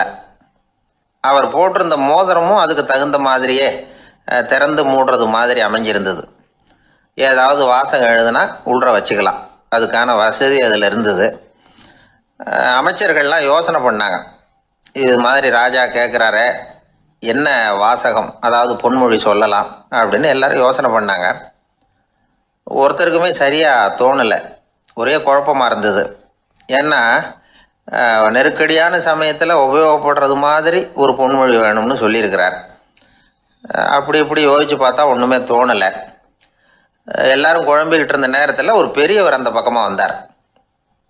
அவர் சொன்னார், நான் வேணும்னா அதுக்கு பொருத்தமாக ஒரு வாக்கியம் சொல்கிறேன், ஆனால் ஒரு நிபந்தனை. அதை யாரும் ரொம்ப ஆர்வம் காரணமாக அவசரப்பட்டு படிச்சிடக்கூடாது. அதை ரகசியமாக அந்த மோதிரத்துக்குள்ளே எழுதி வச்சுக்கணும். எப்போவாவது இக்கட்டில் மாட்டிக்கிற சமயத்தில் மட்டும் வேறு வழியே இல்லை அப்படிங்கிற நிலைமையில் மட்டும்தான் அதை திறந்து பார்க்கணும். அப்படி நீங்கள் இருக்கிறதா இருந்தால் நான் அதை சொல்கிறேன் அப்படின்னார் அந்த பெரியவர். சரின்னு ஒத்துக்கிட்டாங்க எல்லாரும். அதே மாதிரி அவர் ஒரு வாக்கியத்தை சொன்னார். அவர் சொன்ன வாக்கியத்தை ரகசியமாக மோதிரத்துக்குள்ளே பதிச்சு மூடியாச்சு. ராஜா அதை விரலில் மாட்டிக்கிட்டார். கொஞ்ச நாள் ஆச்சு. அந்த ராஜாவுக்கு ஒரு சோதனை வந்தது. என்ன சோதனைன்னா, அடுத்த நாட்டு மன்னன் படையெடுத்துக்கிட்டு வந்துட்டான். அவன் இவர்கிட்ட ஏற்கனவே தோற்று போனவன், ஒரு வெறியில் வந்திருக்கிறான். தோற்று போனவன் மறுபடியும் சண்டைக்கு வந்தால் எப்படி வருவானோ அப்படி வர்றான். ஒரு வெறியில் வந்தால் ஜெயிச்சுட்டான். என்னாச்சு, இவரோட நிலைமைன்னா நாட்டை இழந்துட்டார், எல்லாத்தையும் இழந்துட்டார். கடைசியாக ஒரு அடிபட்ட குதிரையில் ஏறி தப்பிச்சு போயிட்டார், வேறு வழி இல்லைன்னு. பின்னாடி துரத்திக்கிட்டு வராங்க. இவர் ஒரு மலை உச்சிக்கு போயிட்டார், அதுக்கும் அப்பால் போக முடியாது, ஏன்னா அந்த பக்கம் பயங்கர பள்ளம். உல்லாச பயணிகள் வந்து கண்டு கழிக்கிற இடம் அது. ஆனால் இவருக்கு அது சாவு பயணத்தின் வாசல், திரும்பவும் முடியாது, அவ்வளவு குறுகிய பாதை அது, வேறு வழியே இல்லை. இந்த நேரம் சூரிய ஒளி மோதிரத்தில் பட்டு மின்னிச்சு. உடனே இவருக்கு ஞாபகம் வந்தது. மோதிரத்தை திறந்து படிக்கிறார். அதில் இருந்த வாசகம், இந்த நிலையும் மாறிவிடும், this too will pass away. அவருக்கு ஒரு தைரியம் வந்தது. பின்னாடி வந்தவங்களும் திசை மாறி வேறு எங்கேயோ தேடி போயிட்டாங்க. அவங்க விரட்டிக்கிட்டு வரலன்னா இவ்வளவு அழகான ஒரு இடம் இருக்கிறதே எனக்கு தெரியாமல் போயிருக்குமேன்னு நினச்சார். இவ்வளவு அழகை ரசிக்கிறதுக்காக ஒரு நாட்டையே கூட இழக்கலாம்னு தோணுச்சு அவருக்கு. அமைதியாக அந்த அழகை ரசித்தார். எதிரிகள்லாம் எங்கேயோ போயிட்டாங்க. மன்னர் நாடு திரும்பினார். மறுபடியும் படைகளை திரட்டினார். கொஞ்ச நாளில் படை எடுத்துக்கிட்டு போனார். யாருக்கிட்ட தோற்று போனாரோ அவரையே வெற்றி கண்டு திரும்பி வர்றார். வரவேற்பு விழா பிரமாவப்படுது. ஆடல் பாடல் கோலாகலம். இதை பார்த்ததும் அந்த ராஜாவுக்கு தலைகால புரியல. நம்மளை இனிமேல் யாராலையும் ஜெயிக்க முடியாதுன்னு நினச்சார். அகம்பாவம் லேசாக எட்டி பார்த்தது. இப்போ மறுபடியும் சூரிய ஒளிப்பட்டு மோதிரம் மின்னிச்சு. அதை திறந்து மறுபடியும் படிக்கிறார். இந்த நிலைமையும் மாறிவிடும், this too will pass away. அவ்வளவுதான். அவர் மனசு அடங்க ஆரம்பிச்சுட்டுது, ஆணவம் போயிட்டுது. இதிலேருந்து நாம் தெரிஞ்சுக்க வேண்டியது என்னென்னா, எந்த சூழ்நிலையிலையும் நாம் கவலைப்பட வேண்டியதில்லை. ஏன்னா இங்கே எதுவுமே நிரந்தரம் இல்லை. அந்த ராஜா மாதிரியே நம்ம ஆள் ஒருத்தன் ஒரு மோதிரம் போட்டிருந்தான், அதுக்குள்ளே அவன் எழுதி வச்சுருந்த வாசகம் எதுக்கும் கவலைப்படாதே அப்படிங்கிறது தான். ஒரு நாள் பயங்கரமான கவலையோடு உட்காந்துருந்தான். பக்கத்தில் இருந்தவங்க சொன்னாங்க, இது மாதிரி சந்தர்ப்பத்தில் தான் நீ உன் மோதிரத்தை திறந்து பார்க்கணும்னாங்க. இவனுக்கு கவலையோடு எரிச்சலும் சேர்ந்துக்கிட்டது. அது எப்படி முடியும், இப்போ திருட்டு போனது என்னோட அந்த மோதிரம் தானே அப்படின்னு சொல்லிவிட்டு தலையில் கை வச்சுட்டு உட்காந்துட்டான். இப்படிலாம் சொல்கிறது உண்டு. இருந்தாலும் நாம் எந்த சூழ்நிலையிலையும் கவலைப்பட வேண்டியதில்லை அப்படிங்கிற உண்மையை புரிஞ்சுக்கணும். அப்படி கவலையை வெல்றதுக்கான வழி தெரிஞ்சுட்டதுன்னா வாழ்க்கையில் வெற்றி நிச்சயம்.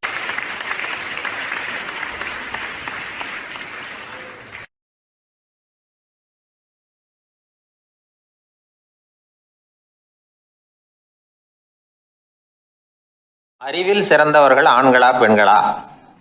என்னுடைய நண்பர் ஒருத்தரை பார்த்து நான் கேட்ட கேள்வி இது.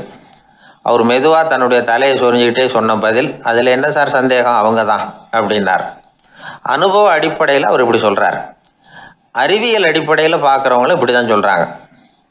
இயற்கையின் நோக்கம் இனப்பெருக்கம், இதில் பெண்களின் பங்கு அதிகம். அதனால் இயற்கையே பெண்களுக்கு பல சலுகைகளை கொடுத்துருக்குது, சக்தியை கொடுத்துருக்குது. இப்போ வெளிநாடுகளில் இதை பற்றியெல்லாம் நிறைய ஆராய்ச்சி பண்ணி பார்த்துருக்குறாங்க. புள்ளி விவரங்கள்லாம் வெளியிட்டிருக்கிறாங்க. ஆண் குழந்தைகளை விட பெண் குழந்தைகள் முன்னாடியே பேச ஆரம்பிச்சுடுறாங்களாம். அது மட்டும் இல்லை, அதிக எண்ணிக்கையில் வார்த்தைகளை கற்றுக்கிறாங்களாம். அப்புறம் பலவிதமான வாக்கிய அமைப்புகளை அமைச்சு பேசுகிறதுலையும் பெண் குழந்தைகள் முன்னாடியே ஆரம்பிச்சுடுறாங்களாம். இதெல்லாம் சீக்கிரமாக செய்கிறது பெண் குழந்தைகள் தான். சம வயது உள்ள ஆண் குழந்தைகள் பெண் குழந்தைகள் இவங்களை வச்சு சோதனைகள் பண்ணி பார்த்துருக்குறாங்க. அதாவது ஒரே வயசுள்ள ஆண் குழந்தை பெண் குழந்தை இதெல்லாம் வச்சு அவங்கக்கிட்ட ஒரே கேள்வியை பல விதமாக கேட்குறது, ஒரே செய்தியை வேறு வேறு கோணங்கள்லேருந்து விளக்கிறது, தவறு இல்லாமல் பேசுறது, வேகமாக படிக்கிறது, எழுதுறது, புரிஞ்சுக்கிறது, இப்படி இதை பற்றிலாம் எத்தனையோ சோதனைகள்லாம் செஞ்சு பார்த்துருக்குறாங்க. அப்படி பார்த்ததில் என்ன தெரிஞ்சதுன்னா, அதில் எல்லாம் ஆண் குழந்தைகளை விட பெண் குழந்தைகள் 1.5 மடங்கு அதிக திறமை உள்ளவங்களாக இருக்கிறாங்களாம். இன்னொரு மொழியை கற்றுக்கிறது, பேசுறது, எழுதுறது, இது கூட பெண்களுக்கு சுலபமாக வருதான். 2 மொழிகளை மாற்றி மாற்றி பேசுறது, மொழிபெயர்க்கிறது, இப்படிலாம் கூட சோதனை பண்ணி பார்த்துருக்குறாங்க. இதுலேயும் பெண்களுக்கு தான் அதிக திறன். சரி, இதை விடுங்க. புள்ளி வச்சு கோலம் போடுறது, அதில் இருந்து இந்த கை கடிகாரங்களில், கம்ப்யூட்டர்களில் நுண்ணிய பாகங்களை பொருத்துறது, இது வரைக்கும் பெண்கள் தான் திறமையாக செயல்படுறாங்க அப்படிங்கிறது அந்த சோதனை முடிவு. இந்த நுட்பம், துல்லியம், விரைவு, சிறு கை இயக்கங்களோடு செய்ய வேண்டிய மென்மையான பணிகள், இதுக்கெல்லாம் தேவை கவன குவியம், பொறுமை. இதெல்லாம் பெண்கள்கிட்ட தான் இருக்குதான். அமெரிக்காவில் இன்னொரு சோதனை கூட செஞ்சு பார்த்துருக்குறாங்க. பெண்களின் மூக்கு, மோப்ப உணர்வு, இதெல்லாம் எப்படின்னு பார்த்துருக்குறாங்க. பெண்கள் அதிக எண்ணிக்கையில் வாசனைகளை பிரித்து கண்டுபிடிச்சி விடுறாங்களாம். ஆண்களால் அந்த அளவுக்கு முடியலையாம். சரி, காது எப்படின்னா செவிப்புலன் உணர்வும் பெண்களுக்கு தான் அதிகமாக. ஒரு கும்பல், அதில் பலவிதமான சத்தம், அதுக்கு இடையில் இந்த குரலோட தொனி, ஏற்ற இறக்கம், இதை வச்சே பேசுகிற ஆளை கண்டுபிடிச்சிடுறாங்களாம். ஒரு கூட்டத்தில் தன்னுடைய வீட்டுக்காரர் எங்கே இருக்கார், பிள்ளைகள் எங்கே இருக்காங்க அப்படிங்கிறதெல்லாம் பெண்கள் சீக்கிரமாக கண்டுபிடிச்சி விடுறாங்களாம். இன்னொரு விஷயம், ஒரு பொருளை பார்த்த உடனே அது என்னென்னு அடையாளம் கண்டுக்கிறது, அதை மனசில் பதிய வச்சுக்கிறது, அப்புறமா இன்னொரு சந்தர்ப்பத்தில் அது எங்கே இருந்தது அப்படின்னு சரியாக ஞாபகப்படுத்திக்கிறது, இது மாதிரி சோதனைகள்லாம் கூட பெண்கள் தான் முன்னணியில் இருக்கிறாங்க. ஒரு சராசரி சூழ்நிலையில் ஆண்களை விட அதிகமான எண்ணிக்கையில் புன்னகை புரியறது, சிரிக்கிறது பெண்கள் தானா. அதிகமாக தோழமை உணர்வோடு பேசுறது அவங்க தானா. 2 பெண்கள் பேசிகிட்டு இருக்கிறதையும் பாருங்கள், அதே மாதிரி 2 ஆண்கள் பேசிகிட்டு இருக்கிறதையும் பாருங்கள். ஆண்கள் ஒரு அடி தள்ளியே நின்று பேசிகிட்டு இருப்பாங்க. மருத்துவர்களை எடுத்துக்கொள்ளுங்கள், அதாவது சிரிச்ச முகத்தோட நோயாளிகள்கிட்ட பரிவோடு பேசுறதுல பெண் டாக்டர்கள் தான் அதிகம். இதுவரை சொல்லப்பட்டது எல்லாமே அறிவியல் பூர்வமான செய்திகள். அதனால இளம் பெண்கள் வாழ்க்கையில சோர்வடைய தேவையில்லை. இயற்கையே நமக்கு